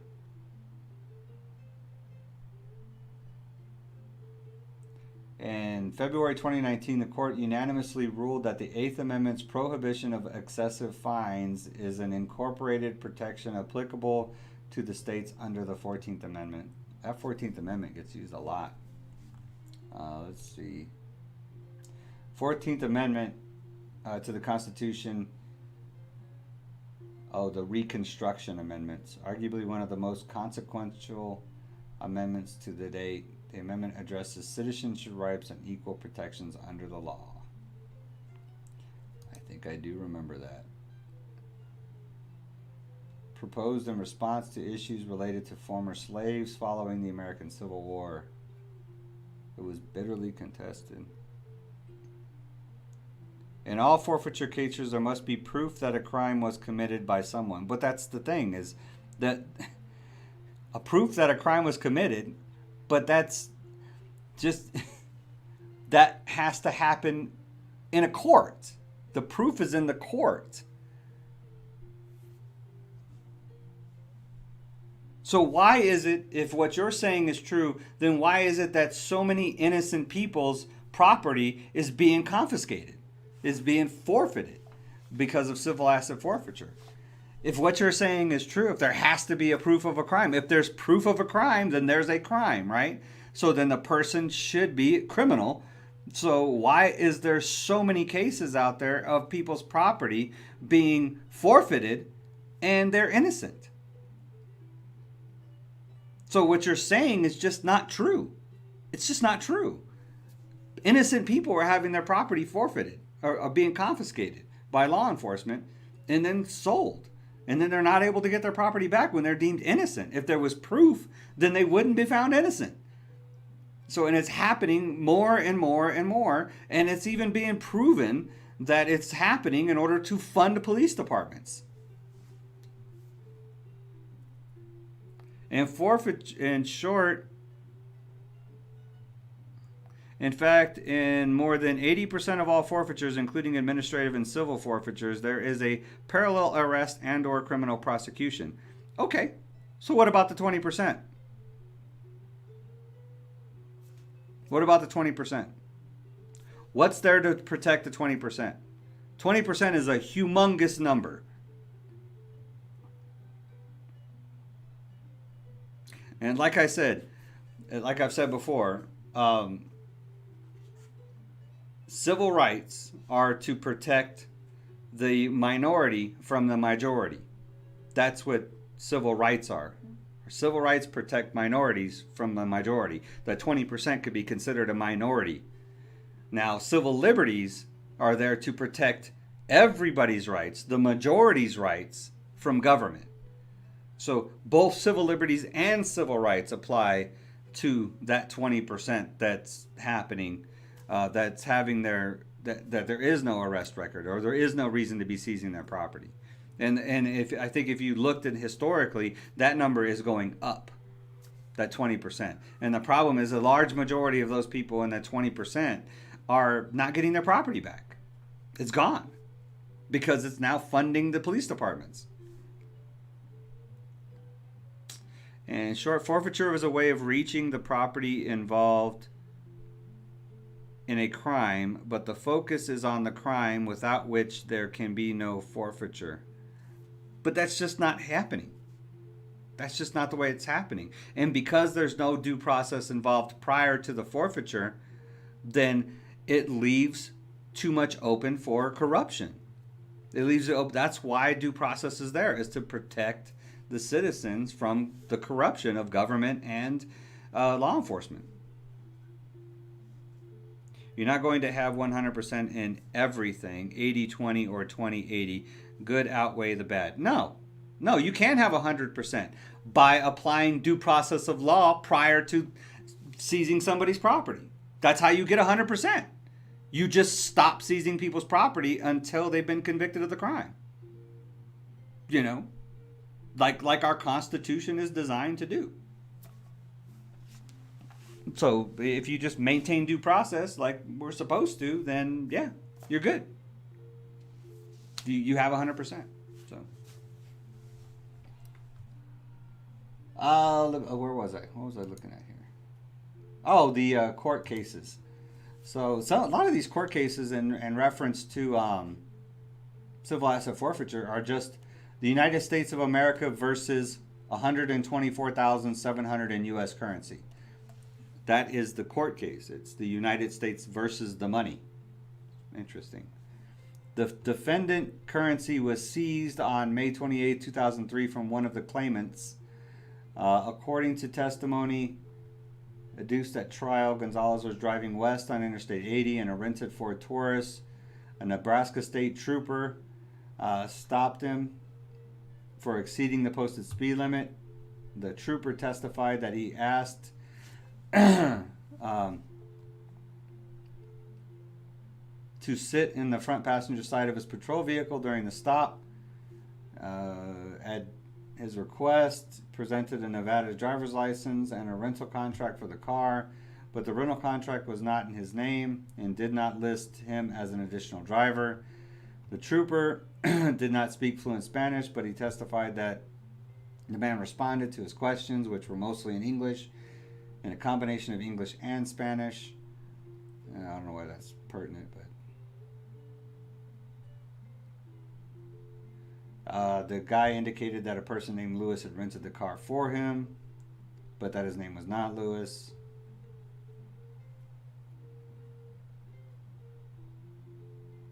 Before he had completed the traffic stop, another officer showed up, asked if he needed assistance, found out that the troopers had some Spanish-speaking ability, so he assisted. Okay, can we get to the point here? Okay, so they went directly...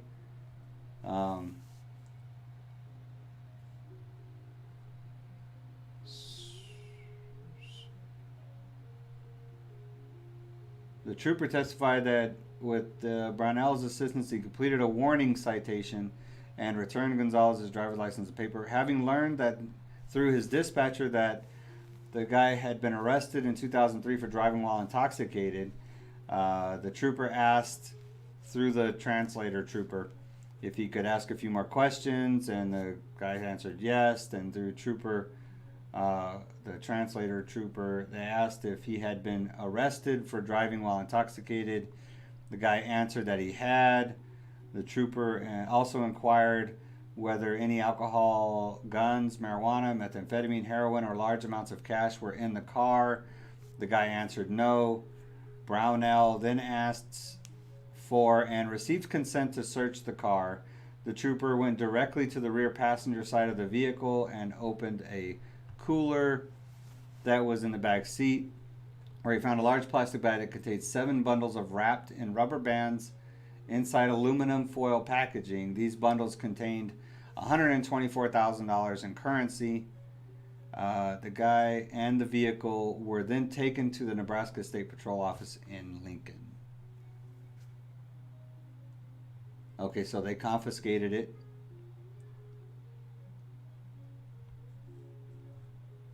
So the court concluded that the government had not established by a preponderance of the evidence that there was a substantial connection between the money and a drug trafficking offense. The court noted that large sums of unexplained currency can be evidence of drug trafficking, and in this case, the money was bundled in an unusual manner. The court also concluded, however, that the claimants had given a plausible and consistent explanation for the money's origin and intended use, and that the bundling is consistent with an attempt to sort currency by contributor and conceal the currency from would-be thieves, and not just to evade law enforcement. In addition, the court observed that the government had not presented any expert testimony about whether the manner the bundles were wrapped either increased or decreased the likelihood of currency use or connection with it. But that's all circumstantial. The opinion of the Eighth Circuit Court of Appeals wrote the majority opinion for the United States initiated civil forfeiture proceedings on the $124,000, alleging that the money was subject to forfeiture as the proceeds of a drug transaction or as property used to facilitate the possession, transportation, sale, concealment, receipt, distribution, or of a controlled substance. 3 individuals filed claims opposing the forfeiture, and after a bench trial, the district court entered judgment in favor of the claimants. The government appeals, and we reversed and remand for further proceedings. Wow. So what that says is that the Eighth Court of Appeals actually said that it was in favor of the claimants, that 3 individuals filed claims opposing the forfeiture, and that the district court entered judgment in favor of the claimants, and the government appealed the appeal court. I didn't think you could do that. And we reverse and remand for further proceedings, unless it was a higher court that appealed it to the Eighth Circuit Court. So this is the stuff that happened. So the dude's $124,000, which could have just been his life savings he was transporting somewhere or whatever. They have absolutely no idea where this money came from. Just the fact that it was $124,000, it's gone. He loses it. So.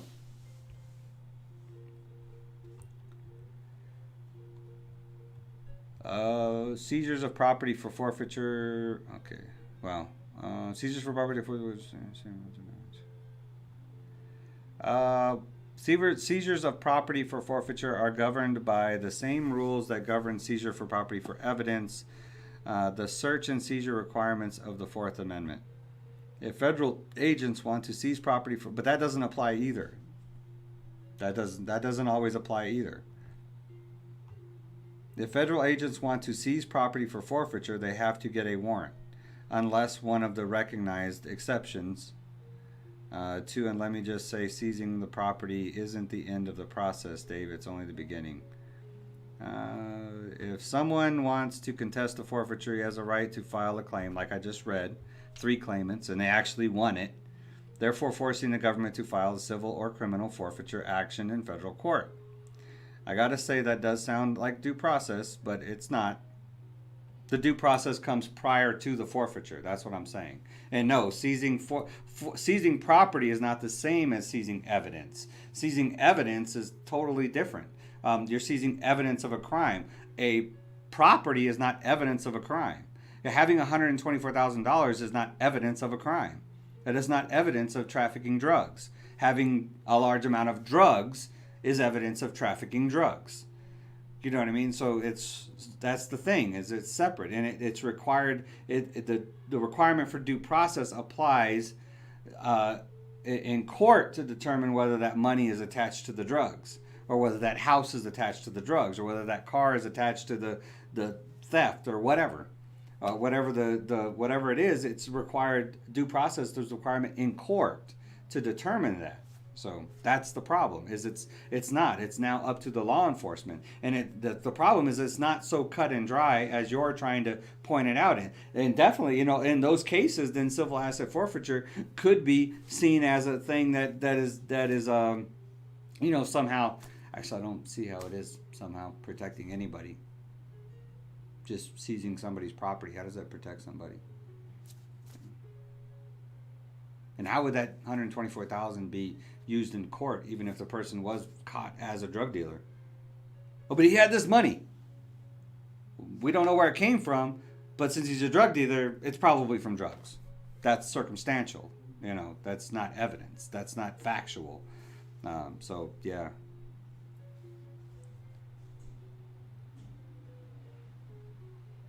If someone wants to contest a forfeiture, he has a right to file a claim, thereby forcing the government to file a civil. And see, that's the problem. As you file a claim, it costs you money. So now, in order to, you have to pay money to get your own property back if you want to contest the forfeiture. So why would you even need to contest the forfeiture if you're a criminal? You'll be in jail, right? Or you know, you're not going to contest the I mean, actually, you could contest the forfeiture even if you were a criminal. So if they, you know, if they showed that, I don't know, you were a car thief and you would steal cars and then sell them. I'm trying to get off the drug thing because I don't even think drugs should be illegal anyways. You know, so if you were stealing cars and then you had a lot of money in the bank and they seized your money in the bank, you would think that it would be, they would have to prove that that money came from the selling of stolen cars or stolen property or whatever it was. You know, that proof has to happen prior to seizing it. That's the problem. Is evidence, that's not evidence. You know what I mean? And even if they seized your property as evidence, then once you're exonerated, the evidence would just get released back to you, like out of the evidence locker. Like, here it is. But the problem is that when you with civil asset forfeiture, it doesn't go into an evidence locker. It goes into the budget. You know, it gets auctioned. It's gone. You know.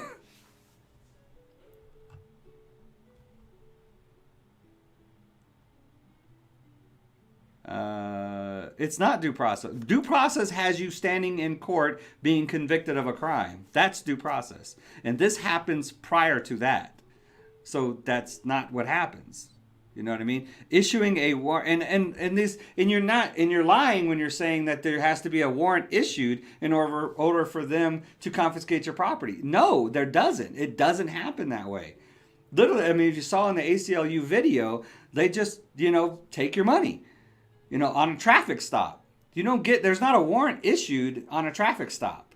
You know what I mean? And the Fourth Amendment is the protection against illegal search and seizure.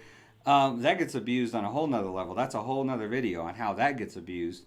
But even with evidence, seizing evidence is different. Like I said, it goes into an evidence locker and it gets released back. And once, you know, if you're exonerated, you get it back. It doesn't cost you. You don't have to file in federal court. You don't have to pay for a lawyer. You don't have to pay for filing fees or anything else to get your property back. You just go to the evidence locker, sign for it, and they give it back to you. But that's not what happens with civil asset forfeiture. So that's a totally different thing. I would like to see your where you're getting this information from. If someone wants to, contest forfeiture, has a right to file a claim. So yeah, that doesn't, like I said, and then these three claimants on the case, the one case that I read on here, they won the case to get their stuff back, and the government appealed their victory in court, their due process. They appealed it, and it got they won their appeal to the appeal.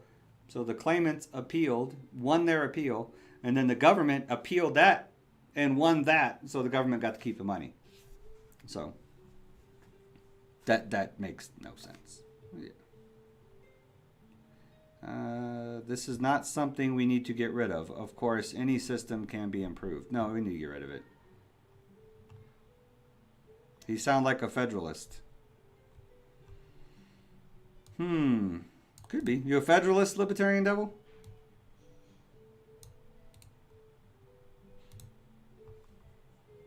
Good conversation, though.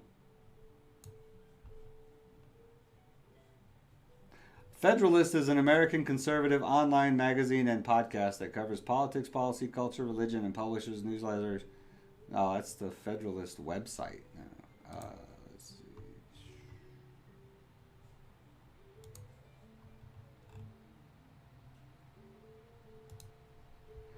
Hamilton. Oh, Hamilton was a Federalist. The Federalist Party was to promote their shared political ideals. It was typically urban bankers and businessmen. They believe in a centralized national government with strong fiscal roots. The Federalists felt that the Constitution was open for interpretation. Interesting.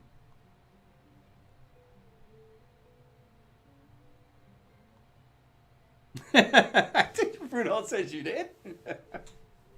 USA is so confusing. It's confusing just because of the how large our government has become, and you just have to, it isn't from a libertarian perspective. It's not really that confusing because we just believe in individual rights above all else. So protecting those rights should be the primary focus of our government, even in criminal proceedings. I mean, that's why the whole concept of innocent until proven guilty is so important. And that's why the concept of civil asset forfeiture is theft. Because even if the person is guilty of the crime, they have to have their time in court. I mean, that's the way our justice system is that's the focus of our justice system, is you're innocent until proven guilty. So why are we confiscating property that's not evidence? That's not evidence. Why are we confiscating property that's not from innocent people? Now, if you're confiscating property that is evidence, that's different. But you can't say just because a person has a large amount of money that is evidence of a crime. It's just not. And sometimes it's not even a large amount of money. It's just a few $100s, So that's the point. That's the issue with civil asset forfeiture. There's a lot of cases if you look into it. I had a few. United States versus approximately.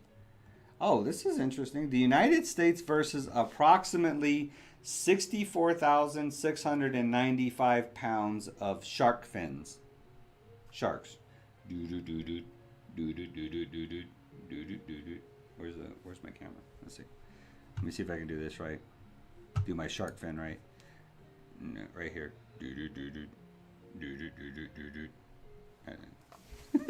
So, yeah. Let's check this one out real quick. Shark fins. 64,695 pounds of shark fins.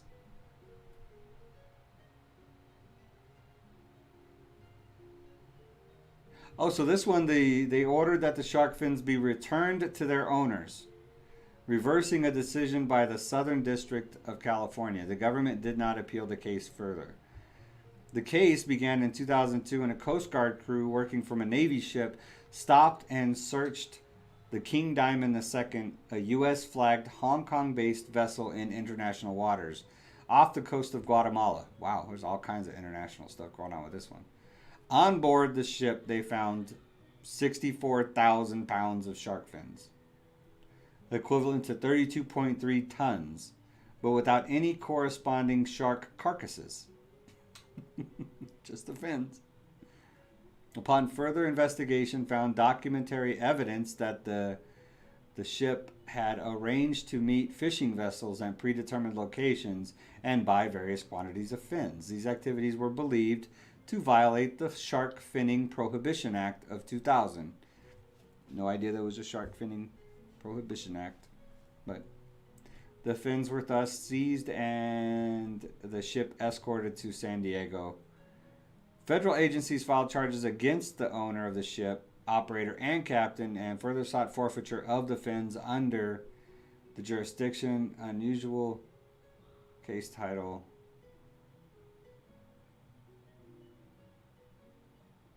The boat's owners appealed to the Ninth Circuit, which reversed it 3 years later. It held the seizure was illegal. Activities did not meet the definition of a fishing vessel under the Conservation Act.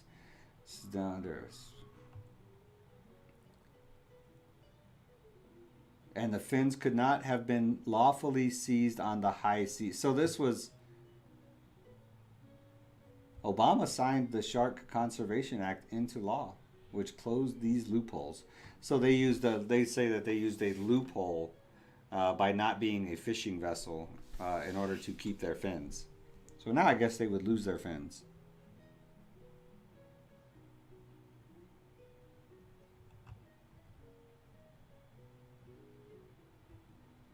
When is the next minute? You have us hooked now. We have got anything since Endure.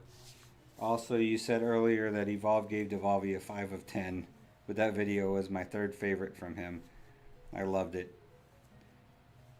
Yeah, I guess, you know, well, we're always trying to up our game, I guess. You know, I think it was just that, you know, it wasn't as good as the G Liberty video. So it just, you know, so side by side comparison, it wasn't that, you know, up to par or whatever with what he's looking for. And he did it like so quick. I think that was the thing, is he shot it real quick, edited it real quick, put it up. You know, I think if he would have had more time, that's why I try to take my time also, is because, you know, I want to make sure I get everything I can out of every video. So,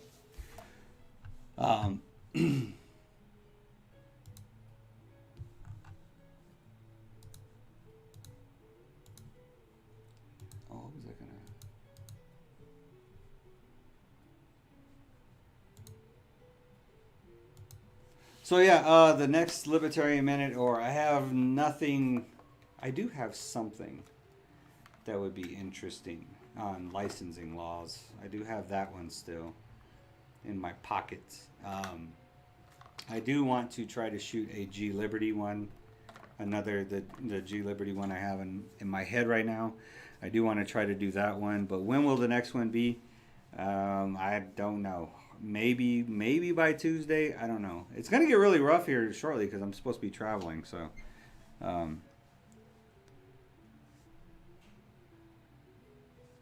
the next Libertarian Minute. I do have one that's really cool about the presidential election.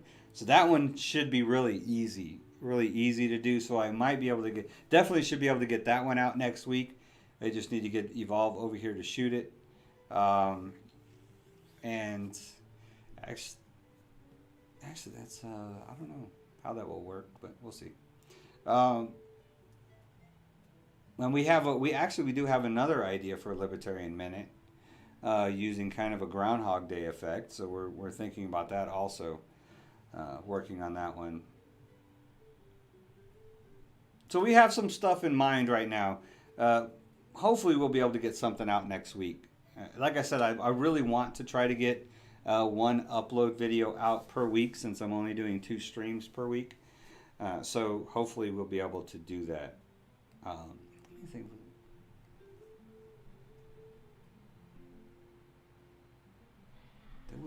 There was.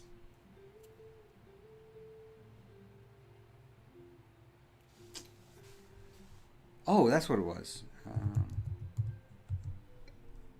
You know what? Just look it up here. So yeah, so hopefully you'll have something next week. Probably a new Devolve. Well, he tries to do a Devolve every week. Comes over and shoots him on Thursdays. So hopefully we'll be able to do something at the same time for either G Liberty or for a Libertarian Minute. I'd like to get another Libertarian Minute out. Maybe alternate Libertarian Minutes with G Liberty Minutes. When do you usually shoot? We will shoot sometimes on Tuesdays, the podcast days, and then he'll shoot on Thursdays for Devolve.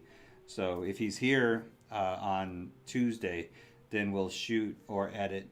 The other thing is I like to have him when I'm editing still, because I have a lot of questions about the software and, you know, what kind of, like if I have an idea for an effect, then he usually has a quick answer on how to make the effect happen.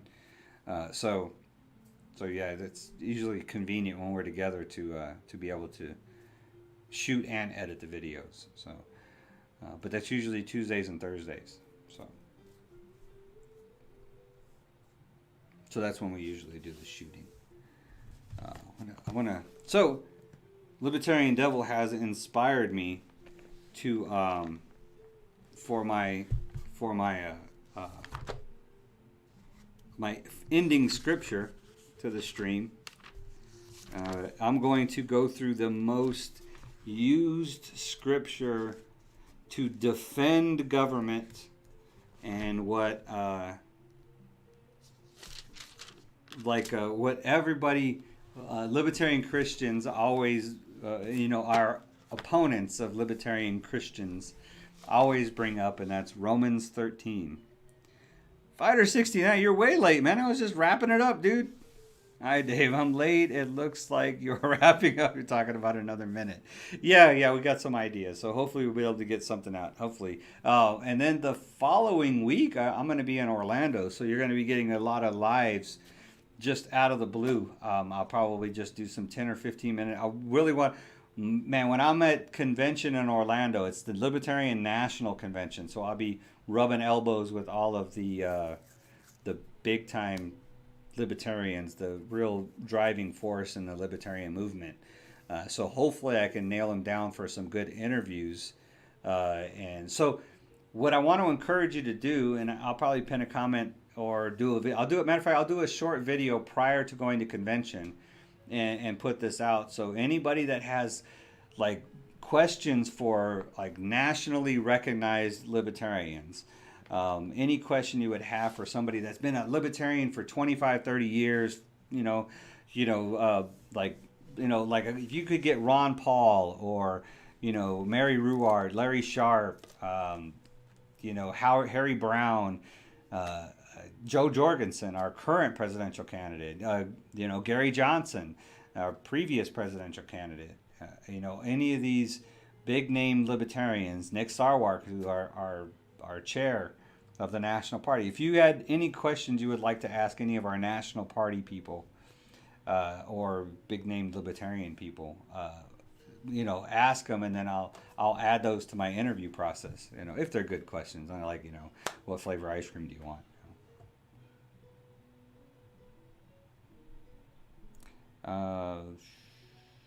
That's great news. Also, I can't say much, but there was a stream last night. Please pray for our friend Telblogs. Oh yeah, we discussed that earlier. We were talking about that earlier. Thomas Manor and Captain something. Wow, my brain just went blank. Yeah, we were talking about it. I didn't get to see the stream, but yeah, we discussed it a little bit earlier. So Romans 13, I'm not going to go through the whole premise, but so Romans 13, just be safe out there at the convention. Be looking forward to seeing your interview skills. Get yourself a collar mic. Oh, I got it. This one. Collar mic. Yeah, that's a good idea. Collar mics. This is actually a dual one where you can do interviews. Both of you have collar mics. So no, this is actually Evolve got this for Devolvey, but I'll probably borrow it while I'm there since you mentioned it. So he shot the video here. He had the collar mic on. So civil asset forfeiture. Yeah, as much as libertarian, I found it kind of interesting that somebody would try to defend the act of seizing somebody's property prior to due process. It's not surprising because people are still blindly loyal to the government and think that they are benevolent and have your best interest at heart always, and it's just not true.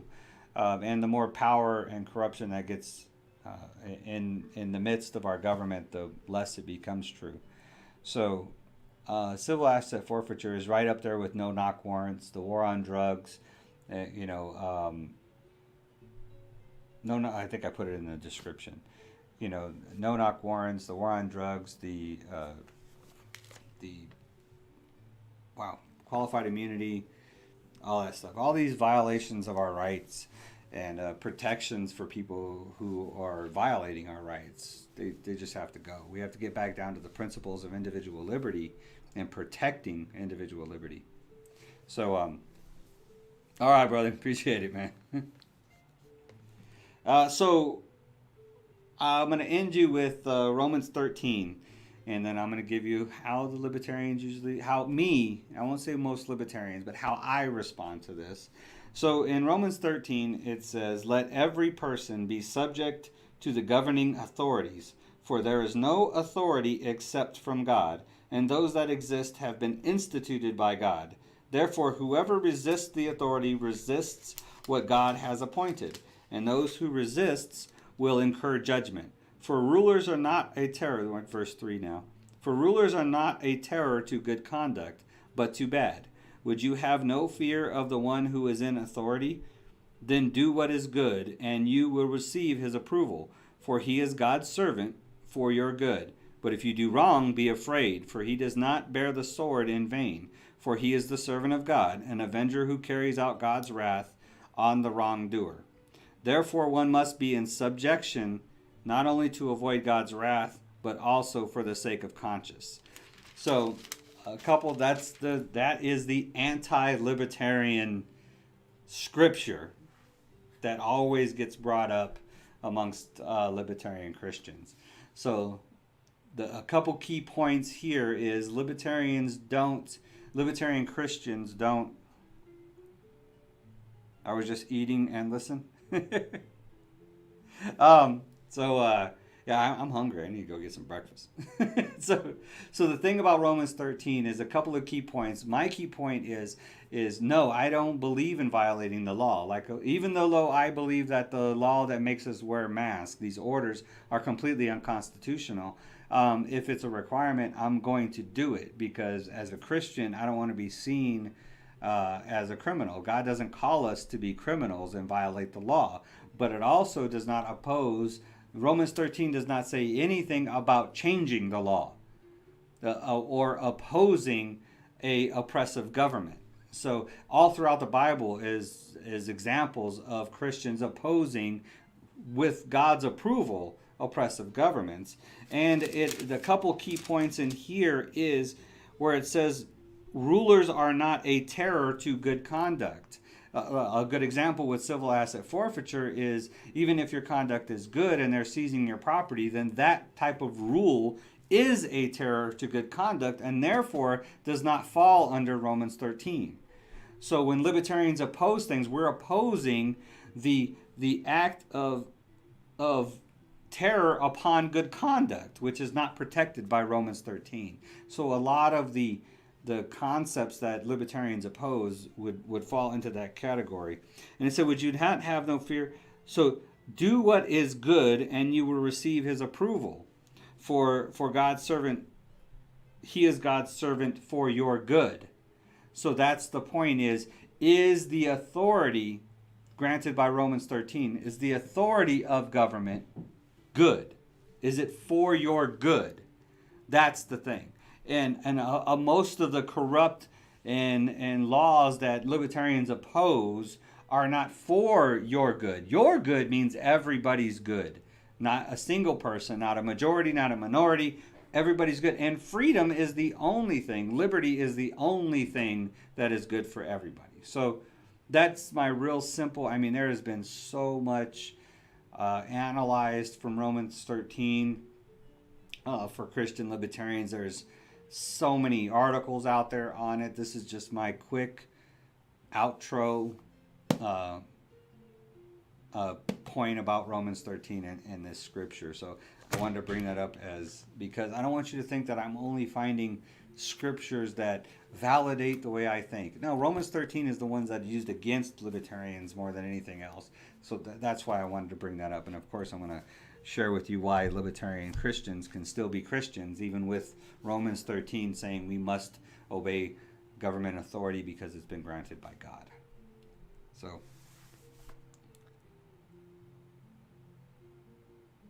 India got drama suspended. We all came together and reported him. 50 reports. YouTube suspended his account for 3 days. What did he do? What did he do to India? I mean, what happened?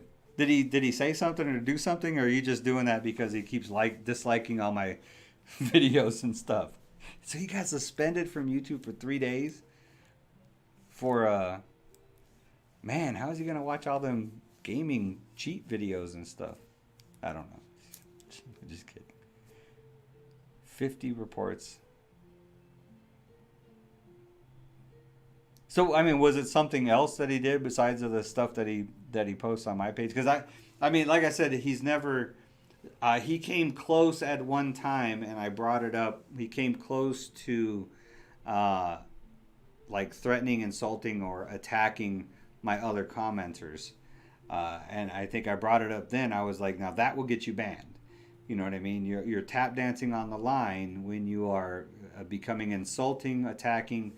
You know, I'm not saying you can attack somebody's opinions or whatever in a respectful way. It's in my description. You know what I mean? That I explain, you know, my rules of conduct. I don't appreciate cursing, you know, pretend cursing, and I especially don't appreciate, you know, attacks or insults against other commenters and stuff. So for me, he did it for me.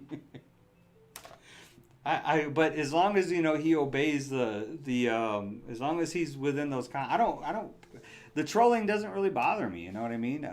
You know, what bothers me even more is whenever, like, Libertarian Devil, when he comes up with arguments and stuff that, you know, actually challenges me to defend, you know, it bothers me, but I appreciate it. I like it, you know, because like I like that kind of challenge. What I don't like is, you know, what really kind of bothers me is when people are just like, you know, Trump 2020. It's like, you know, why don't you tell me why you like him so much? You know what I mean? Or, you know, Trump's the worst president in history. Well, why do you think that? What has he done that made you think he was the worst president in history? Or what has he done that made you just automatically, I'm going to vote for him? You know, what has he done that made him so great? That's what I want to know, the details, you know. So the undetailed stuff kind of bothers me. But yeah, trolling doesn't really bother me that much, especially when I actually get a lot of, I wish there was a laughing emoji or something on YouTube that you could, instead of commenting, you could just, like on Facebook, you can just put the laugh thing. Because a lot of his stuff I just laugh at, man. I'm just like, really? Really? So, but if it's bothering you guys, then it's, I mean, if it really bothers you guys, then, I mean, you're free to report. That's what the system is for. You know, I'm just letting you know that it doesn't really bother me that much. So I'm guessing that's why you did not see dislikes. And also, he was in Evolve stream laughing at Tell on Zoom, saying she's acting. Yeah, that wouldn't have flew well with me either. Because, like I said, that's insulting another commenter, another audience person. And no, I wouldn't appreciate the attacks or. People always underestimate. Sorry about that. Who's texting me? Oh, so yeah, I definitely wouldn't appreciate. No, that wouldn't have flew. I wouldn't want that from anybody. I don't even care if it's like, if I had a Trump supporter on here and somebody that didn't like Trump was just berating him, you know, I'd still, or vice versa, you know what I mean? Somebody who was a Democrat, and I won't tolerate that kind of hatred. Or if it's not a productive conversation, if it's not a intellectual productive conversation, and it becomes an insulting conversation, I'm not going to tolerate it. I'll end it. So. Yeah, so laughing at somebody else because you are presuming that they're acting is not sufficient. That's pretty bad, actually. So yeah.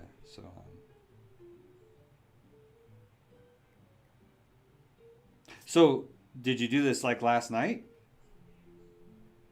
Oh yeah, so you just did this. So you guys just did this, yeah. Yeah, I kind of don't blame you for that, man. It's really bad, because it's not a matter. I mean, I think you should always give people the benefit of the doubt. You know what I mean?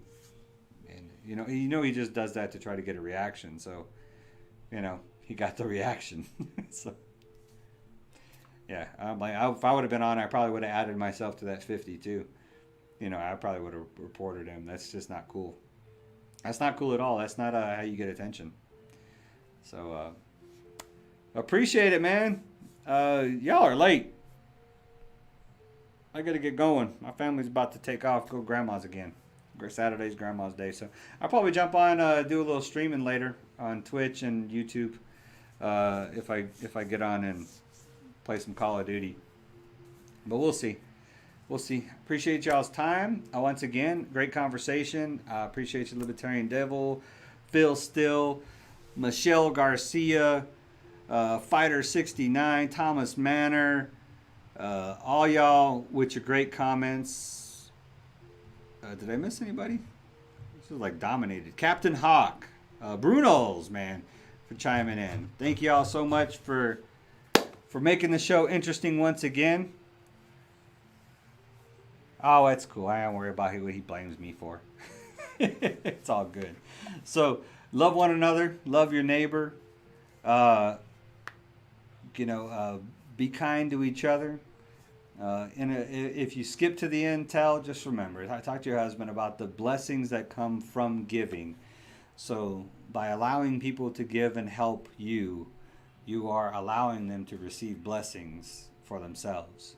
So, it's a circular thing. It's a positive all the way around. Keep Tell Blogs in your prayers.